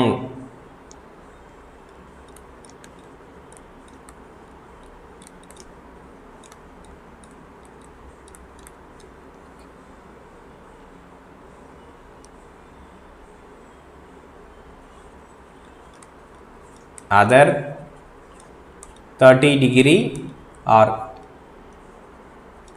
60 degree connection.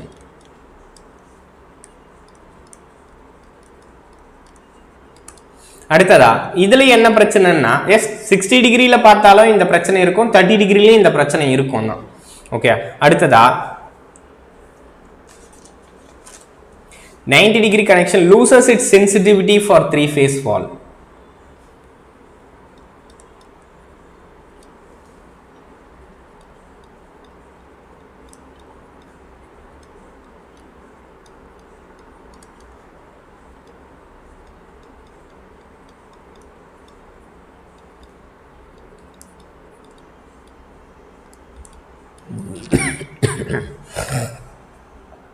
ninety degree connection loses its sensitivity for a 3 phase fall. அப்ப என்னோட 3 phase falls நடக்கிற இடத்துல மட்டும் இந்த 90 degree கனெக்ஷனுக்கான சென்சிட்டிவிட்டி அப்படின்றது நமக்கு கம்மியா இருக்கும். ஓகே, அடுத்ததா இப்போ இந்த ஃபேஸார், இதோட ஃபேஸார்ஸை நம்ம பார்ப்போம். அப்போ இதுல இருந்து வந்த ஃப்ளக்ஸ் எப்படி இருக்கு, இதுல இருந்து வந்த ஃப்ளக்ஸ் எப்படி இருக்கு. ஸோ இந்த இடத்துல என்னோட டைரக்ஷனல் ரிலேல மேக்ஸிமம் டார்க் எப்போ பில்ட் ஆகும் அப்படின்ற cases. Phasor diagram of directional relay.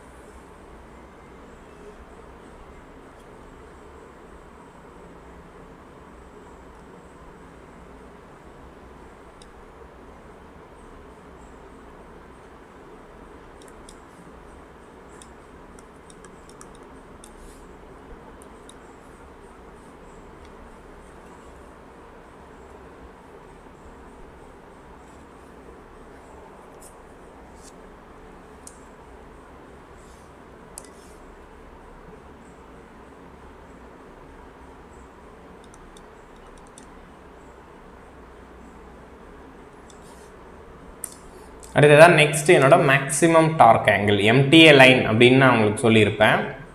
MTA line அப்படின்றது that is nothing but maximum torque line, maximum torque angle line.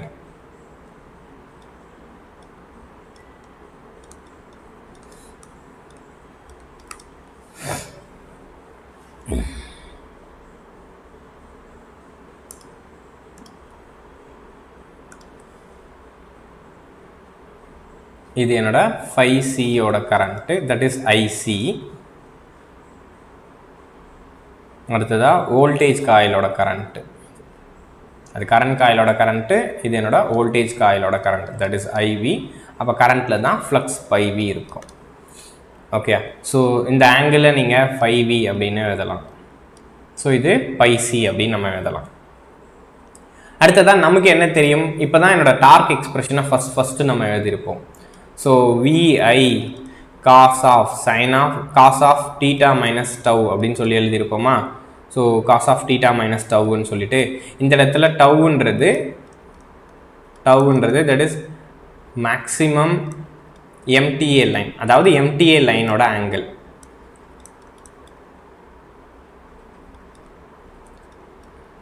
Angle of MTA line. Okay, அப்படி எழுதிக்கோங்க, angle of MTA line.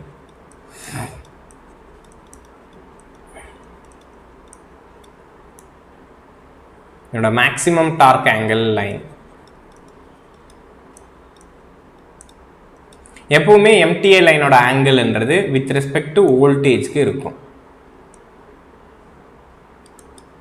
Okay, so இந்த line தான் that is tau. அடுத்ததா இந்த ரெண்டு ஃப்ளக்ஸுக்கு இடைப்பட்ட ஆங்கிளை நான் ஆல்ரெடி முதலே பார்த்துருப்போம். This is alpha. Okay, so இந்த லைனை தான் நம்ம ஆல்ஃபா அப்படின்னு நம்ம எழுதியிருப்போம். ஓகே, இந்த லைன் இஸ் ஆல்ஃபா. அடுத்ததா இந்த line is tau, maximum load ஆங்கிளோட line. Okay,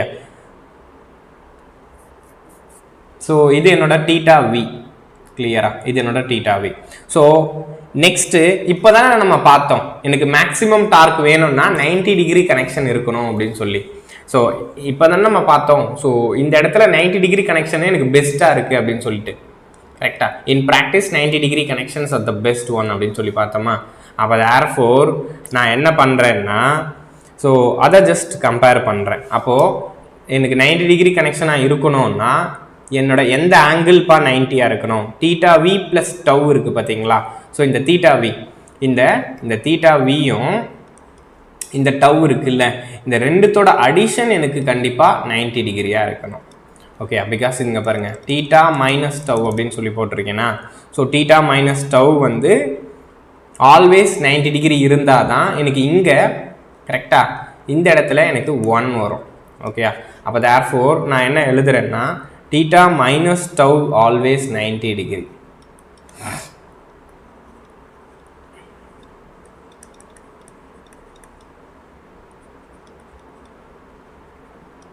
theta v. Okay, இது வந்து theta சரிங்க, theta minus tau. இப்போ பாருங்க theta minus tau வந்து நமக்கு 0 வந்தால் தான், சாரிப்பா 0 வந்தால் தானே மேக்ஸிமம் ஆகும். இது காசு இல்லை. கரெக்டாக? ஸோ தீட்டா மைனஸ் டவ் வந்து எனக்கு 0வாக வந்தால் மட்டும்தான் இது எனக்கு என்ன வரும்? மேக்ஸிமமாக வரும். ஸோ கரெக்டாக? பிகாஸ் எனக்கு இது என்ன தெரியும், இதுதான் ஆப்ரேட்டிங் டார்க்கு. இருங்க, இந்த நான் அழிச்சிட்டு கிளியராக எழுதுறேன். ஸோ டவ்ன்றது MTA ஆங்கிள். நமக்கு என்ன தெரியும்? ஆப்ரேட்டிங் டார்க் எப்பவுமே எதை டிபெண்ட் பண்ணது? VI cos of theta minus டவ்வை டிபெண்ட் பண்ணது. அப்போது எனக்கு இங்கே மேக்ஸிமம் ஆப்ரேட்டிங் டார்க் வேணும்னா இந்த வேல்யூ என்னவாக இருக்கணும்? 1 இருந்திருக்கணும். ஸோ கரெக்டாக இந்த காஸ் ஆஃப் ஆங்கிளே எனக்கு 1 இருக்கணும்னா இது காஸ் தீட்டா இல்லை, காஸில் எப்போ 1 வரும்? ஸோ இந்த ஆங்கிள் 0 வரப்போ. அப்போ therefore tau minus theta minus tau always 0வாக இருந்தால் மட்டும்தான் எனக்கு என்ன நடக்கும் அப்படின்னா 90 டிகிரி அப்படின்ற ஒரு 0 டிகிரின்ற ஒரு கனெக்ஷன் இங்கே இருந்தால் மட்டும்தான் சரி இருப்பா. இந்த தீட்டா மைனஸ் டவ் வந்து எனக்கு 0வாக இருந்தால் மட்டும்தான் ஸோ இந்த இடத்தோட வேல்யூ 1 இருக்கும். அப்படி 1 இருக்கிறப்ப மட்டும்தான் எனக்கு மேக்ஸிமம் ஆப்ரேட்டிங் டார்க் வந்து கிடைக்கும். ஓகே, இப்போ இது புரியுது இல்லை? ஸோ இப்போ இந்த தீட்டா மைனஸ் டவ் வந்து ஆல்வேஸ் 0வாக இருக்கணும்.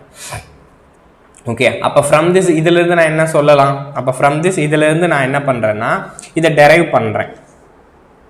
ஓகேயா, ஃபர்தராக இதை நான் இன்னும் டெரைவ் பண்ணுறப்போ எனக்கு என்ன கிடைக்கும்னா, எப்போ எனக்கு 0 வரும் சார்? இதில் எனக்கு எப்போ 0 வரும்? இந்த தீட்டா மைனஸ் டவ் எனக்கு எப்போ 0 வரும்? 90 டிகிரியாக இருந்துச்சுன்னா, cos of theta minus tau வந்து 90 டிகிரியாக இருந்துச்சுன்னா எனக்கு 0 வரும். அப்போ இந்த ஸ்டேட்மெண்ட்டை எப்படி எழுதலாம்னா, காஸ் ஆஃப் தீட்டா மைனஸ் டவ்வை must be greater than 45 degree அப்படின்னு எழுதலாம், which is cos of theta minus tau தான் நான் ஆப்ரேட்டிங் டார்க்னு எழுதுறேன். அப்போ ஃப்ரம் திஸ் இதில் ஒரு சின்ன டெரிவேஷன் இருக்குப்பா, ஜஸ்ட் அந்த பார்ட்டை நான் உங்களுக்கு ஸ்கிப் பண்ணிக்கிட்டேன். ஓகே, பிகாஸ் அது கொஞ்சம் லென்த்தியாக இருக்கும். ஸோ இந்த ஒரு ஸ்டேட்மெண்ட் மட்டும் நமக்கு தெரிஞ்சால் போதும். அப்போ ஃபைனலாக என்னோட ஆப்ரேட்டிங் டார்க்குன்றது 0.707 ஆஃப் டி மேக்ஸாக இருக்கும். ஓகே, ஸோ இது எப்போ இருக்கும்னா, இந்த கண்டிஷனை நீங்கள் சாட்டிஸ்ஃபை பண்ணீங்கன்னா, இந்த 90 டிகிரி கண்டிஷனை நீங்கள் சாட்டிஸ்ஃபை பண்ணுறீங்கன்னா இந்த அச்சீவ் என்னால் பண்ண முடியும். Okay, at the same time என்னோட ஆப்ரேட்டிங் டார்க்கை 70% அச்சீவ் பண்ணியிருக்கேன் நான் இங்கே. கரெக்டாக என்னோட ஆப்ரேட்டிங் டார்க்கை நான் வந்து 70% அச்சீவ் பண்ணியிருக்கேன். இப்போ இதுக்கான ஸ்டேட்மெண்ட்டை நான் உங்களுக்கு கொடுக்குறேன். ஓகே, இப்போ நான் என்ன பண்ணேன்றதை ஸ்டேட்மெண்ட்டாக உங்களுக்கு கொடுக்குறேன். அப்போ ஈஸியாக உங்களுக்கு புரியும். Okay, the best preferable maximum torque angle for directional relay is 45 degree.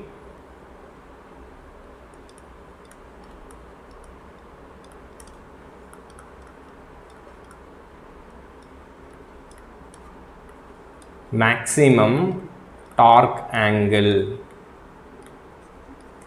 for directional relay. So என்னோட directional relay ஓட preferable torque angle. Okay, so அதாவது which mean நம்ம என்னோட torque angle இந்த tau இருக்குல்ல, இந்த tau வந்து 45 டிகிரியா நம்ம வச்சிருந்தோம்னா the best preferable maximum torque angle for directional relay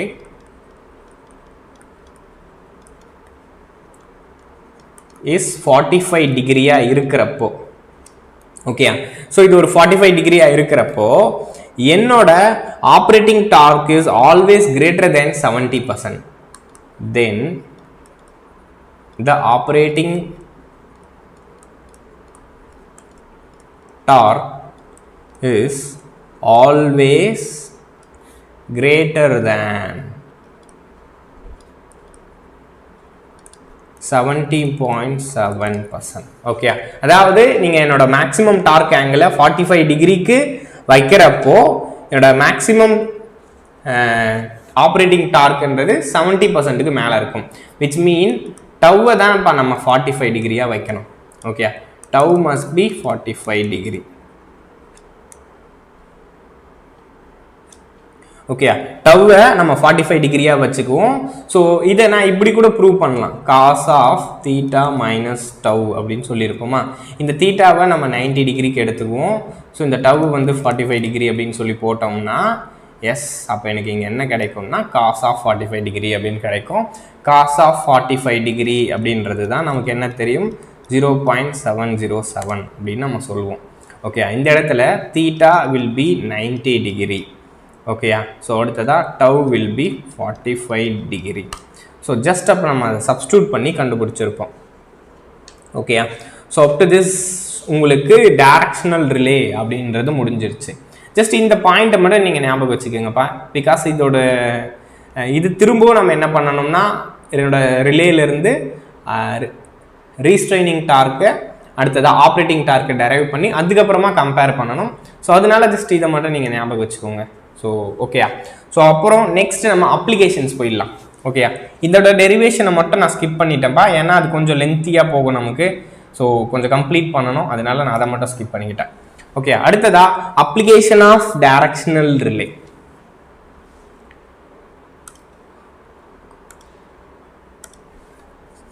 next அப்போ என்னோட இந்த டைரக்ஷனல் ரிலேஸை நம்ம எங்கே சார் யூஸ் பண்ணுறோம், அப்போ டைரக்ஷனல் ரிலேஸை எங்கே யூஸ் பண்ணுறோம், அது எப்படி யூஸ் ஆகுது அப்படின்றத நம்ம பார்ப்போமா.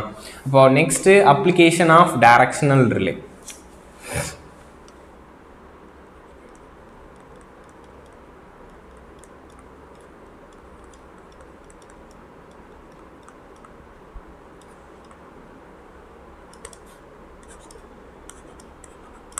பர்டிகுலராக நம்ம என்ன பண்ணுறோன்னா என்னோட மெக்கானிக்கல் இன்புட்டோட லாஸ் இல்லை ஸ்டீம் இன்புட்டோட லாஸ் இல்லை லாஸ் ஆஃப் பிரைம் மூவர் அந்த கேசஸில் நம்ம என்ன பண்ணுறோம்னா என்னோட ஜெனரேட்டரை ப்ரொடெக்ட் பண்ணுறதுக்காக ஸோ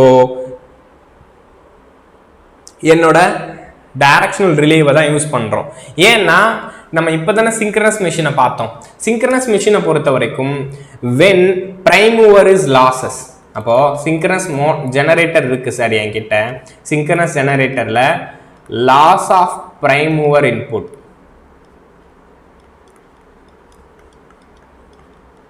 என்ன நடக்கும்?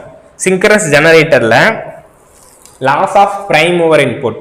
ஸோ ஒரு சிங்க்ரனஸ் ஜெனரேட்டரில் பிரைம் மூவர் இன்புட் வந்து கட் பண்ணிட்டீங்க, கட் ஆயிடுச்சு, டர்பைனோட இன்புட் வந்து கப்புல் ஆயிருக்கிறது கட் ஆயிடுச்சுன்ற பட்சத்தில் என்ன நடக்கும்? சிங்க்ரனஸ் ஜெனரேட்டர் என்னவா ஆக்ட் ஆகும்பா? Yes, synchronous generator will act as a synchronous motor.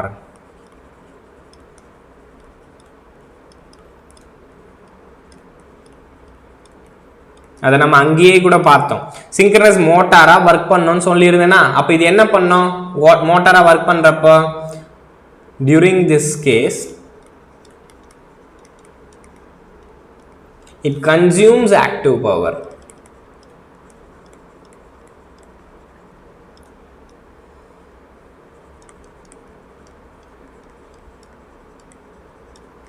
From grid to supply rotational losses or to drive the turbine. Okay, to drive the turbine. Okay, புரியுதாப்பா?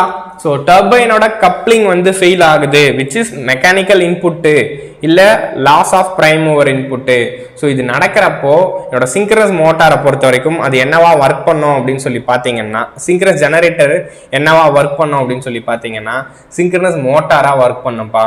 So அப்படி அது synchronous மோட்டாராக work பண்ணுறப்போ அது எதை எடுத்துக்கும் அப்படின்னு சொல்லி பார்த்தீங்கன்னா என்னோட ஆக்டிவ் பவரை கிரிட்டிலிருந்து எடுத்துக்கும். ஸோ கிரிட்டிலிருந்து ஆக்டிவ் பவரை எடுத்துட்டு அது என்னப்பா பண்ணும்? ஒரு மோட்டாராக ரொட்டேட் ஆகிறதுக்கு ட்ரை பண்ணும். அப்போ தேர்ஃபோர் இது என்னோட டிசைரபிள் கண்டிஷனா? இது நம்மளோட தேவையான ஒரு கண்டிஷனா? கிடையாது சார், அது ஒரு ஜெனரேட்டர் சார்.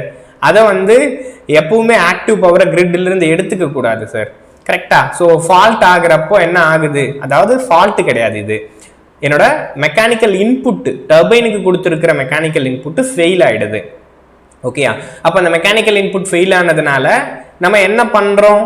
அது என்ன பண்ணுதுன்னா ஆக்டிவ் பவரை எடுத்துக்கிட்டு ரொட்டேட் ஆயிட்டு இருக்கு. ஓகேயா? ஸோ இதனால என்னோட ஆக்டிவ் பவரை எடுத்துக்கிட்டு அது ரொட்டேட் ஆயிட்டு இருக்கு. அப்போ இந்த கண்டிஷன்ல இருந்து என்னோட ரிலேவை ப்ரொடெக்ட் பண்ணணும்னா yes, we prefer directional relay. Okay, அப்போ இங்க எழுதுறேன் protection of generator against prime mover input. இப்போ இதை எழுதுறேன்.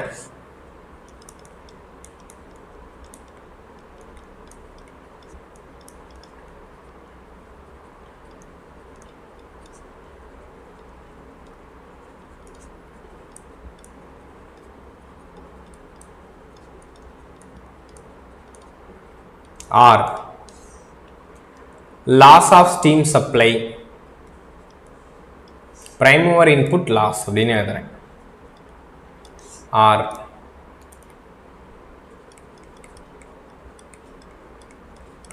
லாஸ் ஆஃப் மெக்கானிக்கல் இன்புட் அப்படின்னு கூட சொல்லலாம், இல்லை லாஸ் ஆஃப் ஸ்டீம் சப்ளை அப்படின்னும் சொல்லலாம். கரெக்டா? Protection of generator against prime mover input loss or loss of mechanical input or loss of steam supply. இதுக்கு என்ன பண்றோம்ப்பா? So for this question, for this area we prefer this in for this condition, for this case we prefer directional relay. ஓகேயா? So அப்போ இந்த ஒரு இடத்துல நம்ம என்ன பண்ணுறோம்னா டைரக்ஷனல் ரிலேஸை யூஸ் பண்ணுறோம். அப்போ இந்த பிளேசஸில் நம்ம என்ன பண்ணுறோம் அப்படின்னா டைரக்ஷனல் ரிலேஸை யூஸ் பண்ணுறோம். அடுத்து ஒரு இம்பார்ட்டன்ட் பாயிண்ட்டுப்பா. அப்போ நம்ம இந்த மாதிரி டயக்ராம்ஸ் கொடுத்துட்டு கூட உங்களுக்கு கேட்பாங்க, அப்போ எங்கெல்லாம் நம்ம டைரக்ஷனல் ரிலேஸை யூஸ் பண்ணலாம், எந்த இடத்துல நம்ம நான் டைரக்ஷனல் ரிலேஸை யூஸ் பண்ணலாம் அப்படின்னு கேட்பாங்க. அடுத்ததா நெக்ஸ்ட் பார்ப்போம். procedure for identifying directional relay locations. என்னோட directional relay-வை எங்கெல்லாம் நம்ம வைக்கலாம், அதுக்கு எப்படி நம்ம கண்டுபிடிக்காது, எங்க directional relay வேணும், ஸோ எந்த இடத்துல நான் directional relay வேணும் அப்படின்றத எப்படி நம்ம கண்டுபிடிக்க போகிறோம் அப்படின்றது தான் நெக்ஸ்ட் நம்ம பார்க்க போகிறோம். Procedure for identifying directional relay locations.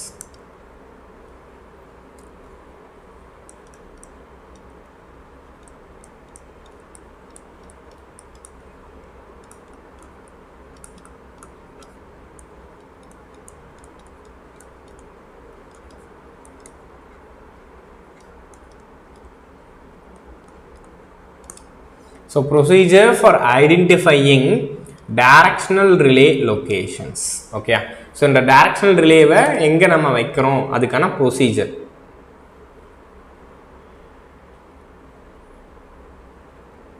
Okay, so இப்போ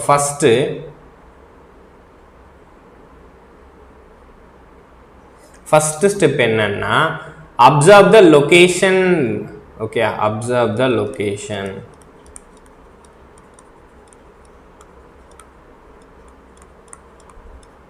And mark the normal current direction.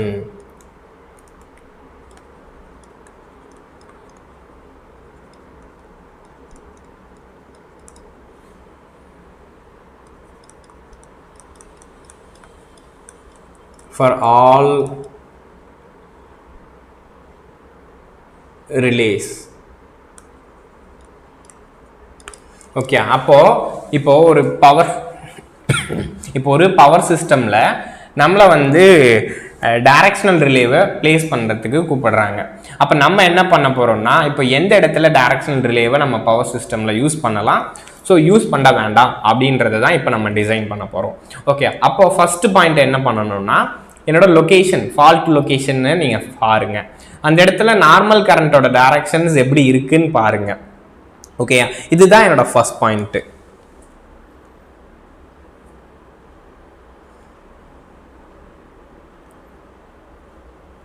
ரெண்டாவது point, during fault observe the fault current direction.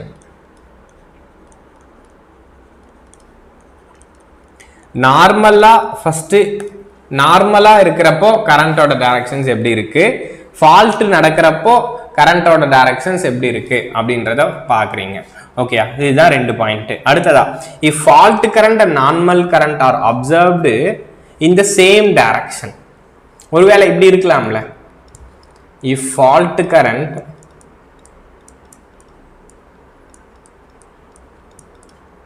and normal current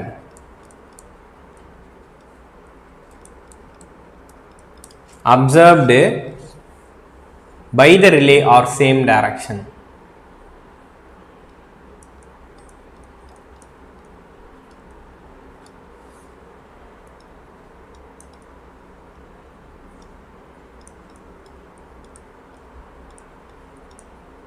Then it must be a non-directional relay is used.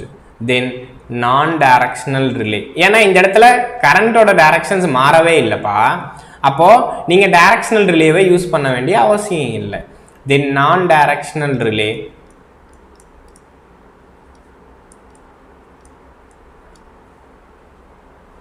are preferred.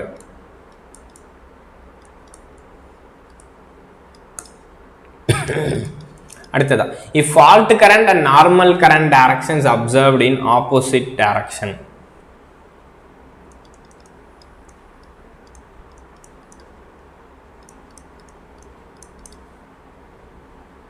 observe பா, ஓபின்னு போட்டிருக்கேன்னா observe observe நம்ம பார்க்கிறோம்.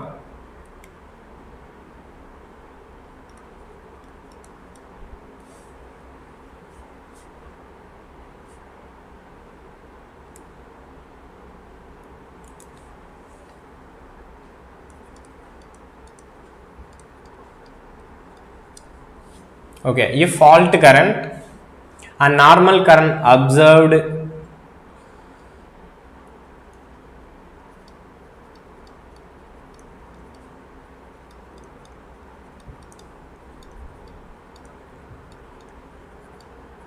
by a relay or in opposite direction.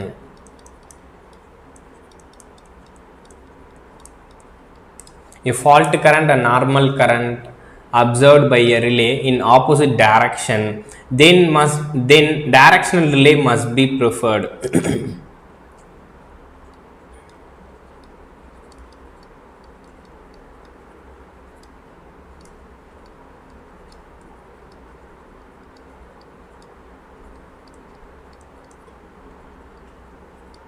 Okay, directional relay தான் நம்ம prefer பண்ணணும். Okay, see இப்போ இதை explain பண்றதுக்காக நம்ம ஒரு டயக்ராம் எடுத்துக்கலாம்.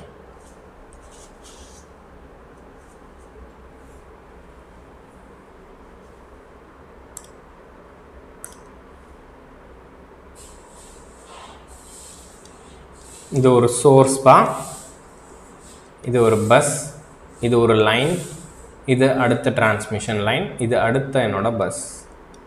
Okay, this is bus 1 and bus 2. This is what the source. Okay, first நான் என்ன பண்றேன்னா நார்மல் கரண்ட் எடுத்துக்கிறேன். இது ஒரு லோடு, ஸோ சோர்ஸ் கிடையாது, இது ஒரு லோடு.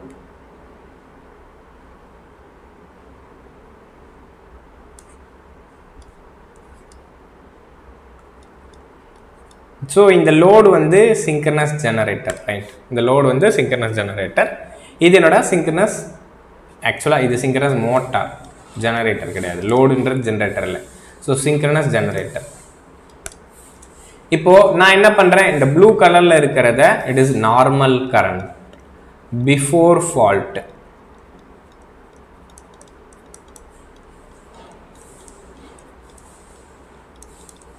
ஓகே, இப்போ பாருங்க, ஃபால்ட் கேஸில் ஃபால்ட்டுன்றது இங்கே நடக்குதுப்பா. Fault is occurs this area. Okay, இது மாதிரி கட்டாயி கிரவுண்டில் விழுந்துருச்சு. ஓகே, ஃபால்ட் வந்து அந்த ஒயர் நடுவில் கட்டாட்டு கிரவுண்டில் விழுது. Okay, this is fault. Okay, so இது என்னோட கிவன் ஃபால்ட்டு. இப்போ தேர்ஃபோர் ஃபர்ஸ்ட் நார்மல் கரண்டோட டைரக்ஷன்ஸ் எழுதணும்ல. எஸ், அப்போ இந்த இடத்துல பார்த்தீங்கன்னா இதுக்கு முன்னாடி இப்படி தான் போயிட்டு இருந்துச்சு. This is the normal current directions before fault. இப்போ fault ஆனப்போ என்னோட current directions. So red fault current direction.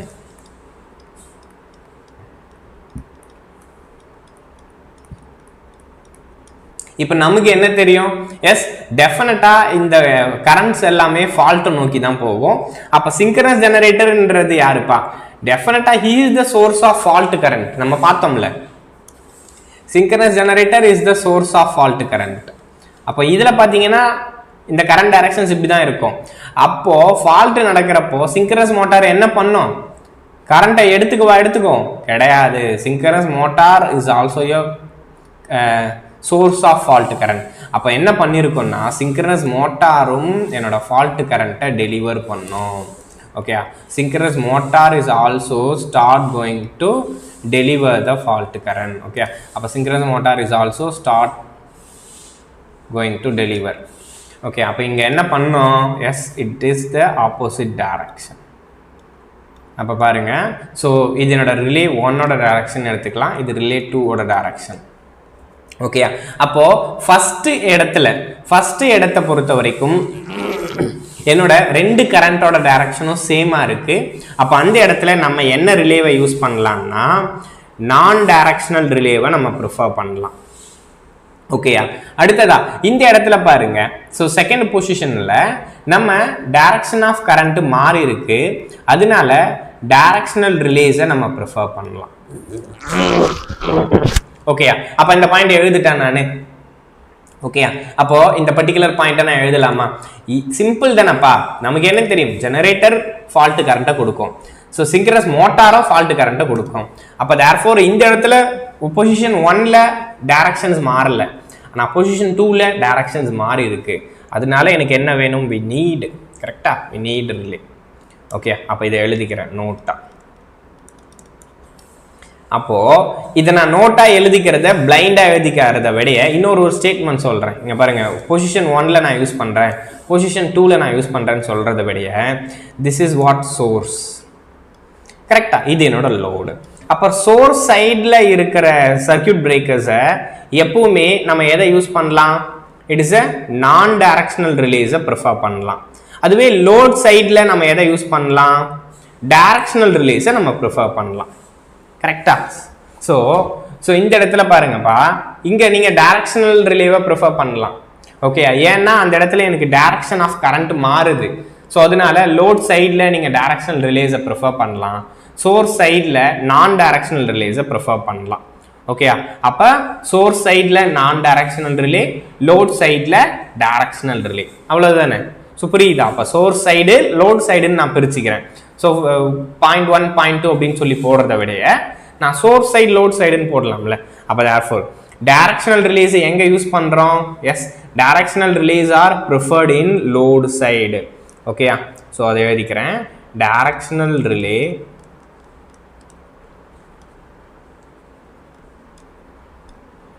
R generally located towards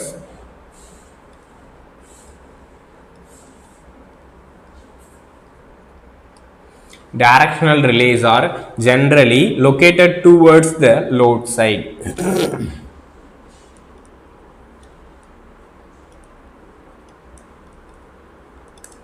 Okay, directional relays are generally located towards the load side, and non-directional relays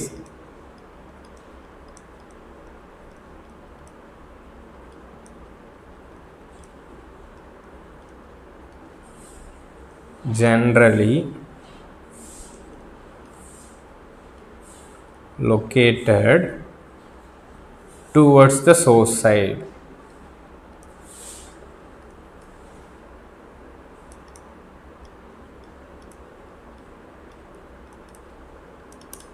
Okay, the directional relays are generally located towards the load side, and non-directional relays are generally located towards the source side. Okay, அப்போ therefore அப்போ என்னோட result தெரியுது இல்லை, இந்த results are important. Okay, அப்போ எங்கே எந்த ரிலேஸை use பண்ணலான்ற ஒரு ஐடியா கிடைக்குது, அந்த ஐடியா இஸ் இம்பார்ட்டன்ட். ஓகே, அடுத்ததாக இப்போ நெக்ஸ்ட் இன்னும் ஒரு இதில் ஒரு ப்ராப்ளம் நம்ம பார்ப்போம்.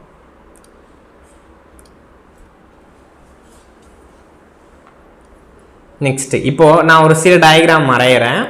அந்த டயக்ராமில் எந்தெந்த இடத்துல எந்தெந்த ரிலேஸை யூஸ் பண்ணலாம் அப்படின்னு சொல்லுங்கள். So this is what source,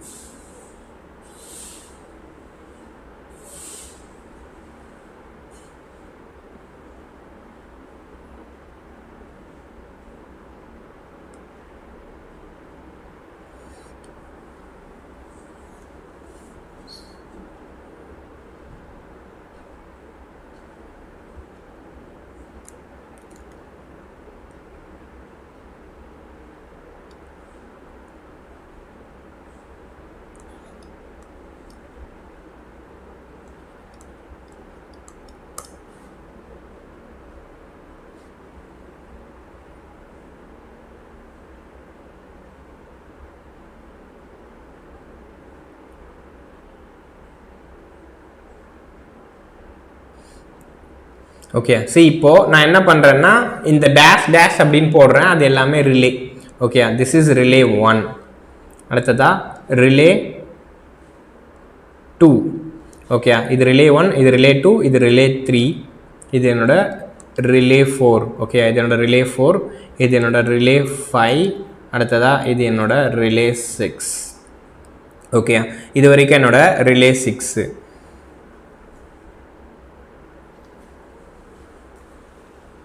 அடுத்ததா நெக்ஸ்ட்டு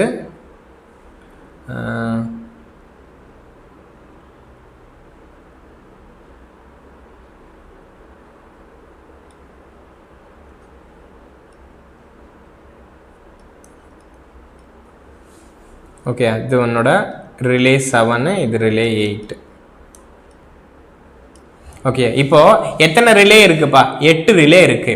இப்போ இந்த 8 ரிலேல எந்த ரிலேஸ் எல்லாம் டைரக்ஷனல் ரிலேஸா கொடுக்கலாம், எந்த ரிலேஸ் எல்லாமே நான் டைரக்ஷனல் ரிலேஸா நம்ம டிசைன் பண்ணலாம் அப்படின்றதான் என்னோட கொஷின்.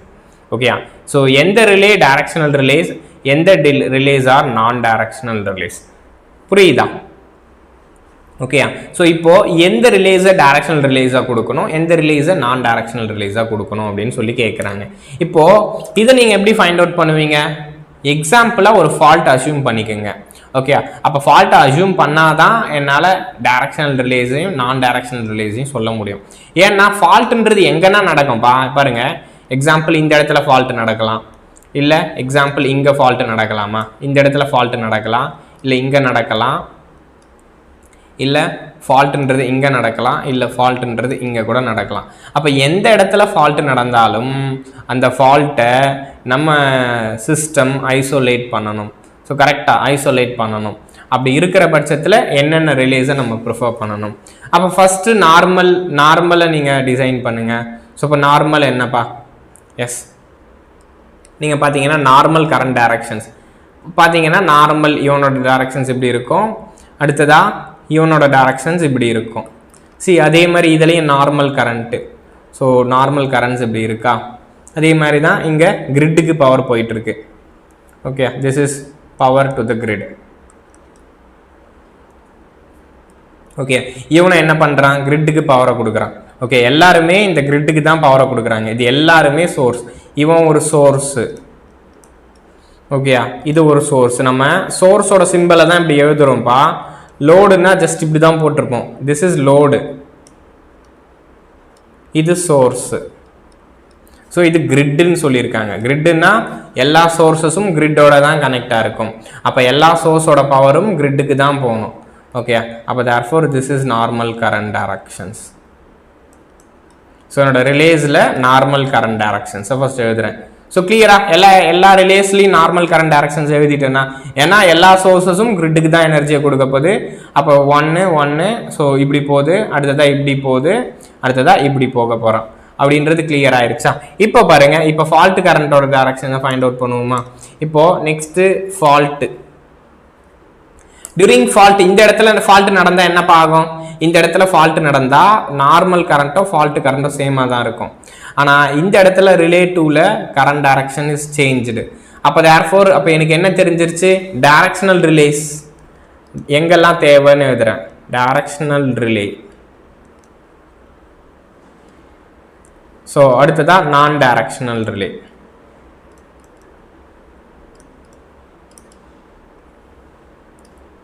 அப்போ 1ல் டைரக்ஷனை பற்றி பிரச்சனை இல்லை. ரிலே 1 பொசிஷன் 1ல் ரிலேவோட டைரக்ஷனை பற்றி எனக்கு பிரச்சனை இல்லை. அப்போ therefore பொசிஷன் 1ஓட ரிலேஸ் வந்து நான் டைரக்ஷன். ஆனால் பொசிஷன் 2ல் டைரக்ஷன்ஸ் மாறுது. அப்போ therefore பொசிஷன் 2ன்றது டைரக்ஷனல் ரிலே. அடுத்து நெக்ஸ்ட் இங்கே என்னப்பா நடக்குது? எஸ், இங்கே ஒரு ஃபால்ட் நடக்குது. அப்போ இதுக்கு முன்னாடி இருந்த கேஸஸும் இதுவும் சேம். அப்போ 1, 3 நான் டைரக்ஷனல் ரிலே. ஆனால் இங்கே yes, direction will become change. அப்போ 2, 4. ஸோ 4ன்றதும் டைரக்ஷனல் ரிலேவாக தான் இருக்கணும். அடுத்ததான் நெக்ஸ்ட் இப்போ பாருங்கள். ஸோ நார்மல் கேஸில் பவர் இப்படி போயிட்டு இருந்துச்சு. இப்போ சடனாக இங்கே ஒரு ஃபால்ட்டு நடக்குது. அப்போ ஃபால்ட்டு நடந்தாலும் ரிலே 5ஓட பொசிஷன் சேமாக தான் இருக்கும். ஓகே, ஸோ ரிலே 5 இருக்குது பாருங்கள், அதோட பொசிஷன் சேம் தான். அப்போ இது நான் டைரக்ஷனல் ரிலே. அப்போ 1, 3, 5. ஓகே, ஆனால் இந்த பொசிஷன் 6ன்றது என்ன ஆகும்? Yes, grid is the source of energy. அப்போ கிரிட் என்ன பண்ணோம்? ஃபால்ட்டுக்கு பவரை கொடுக்கும். ஓகே, கிரிட் வந்து ஃபால்ட்டுக்கு பவரை கொடுக்கறதுனால ஸோ பொசிஷன் 6 இருக்காம பாருங்க, that is directional relay. Position 6ல் நம்ம டைரக்ஷனல் ரிலேஸை தான் ப்ரிஃபர் பண்ணணும். அடுத்ததான் நெக்ஸ்ட்டு. சரி, இப்போ இவன் சோர்ஸ் தானே, சோர்ஸு. ஸோ இப்போ இது என்னப்பா? எஸ், ஸோ இந்த இடத்துல என்ன பண்ணோம்? எஸ், இந்த இடத்துல கரண்டோட டைரக்ஷன் சேமு. அப்போது பொசிஷன் 7, சாரி, இந்த பொசிஷன் 7 இருக்கான்ல, இது ஒரு நான் டைரக்ஷனல் ரிலே. ஏன்னா இது ஒரு சோர்ஸு சார். ஸோ சோர்ஸ் வந்து இந்த ஃபால்ட்டுக்கு பவரை கொடுக்குது. அடுத்ததாக from the grid and then other திங்ஸ்லேருந்து ஃபால்ட்டுக்கு பவர் வருது. அப்போது மற்ற இடத்துல டைரக்ஷன்ஸ் எப்படி இருக்கும்? அப்போ ஃபார் திஸ் என்னோட பொசிஷன் 7 இருக்கு, 8 இருக்குல்ல. So 8 is a directional relay. Okay, அப்போ 2468 அப்படின்றது டைரக்ஷனல் ரிலே, 1357 அப்படின்றது ஆர் த நான் டைரக்ஷனல் ரிலேஸ். ஓகே, புரியுது இல்லை?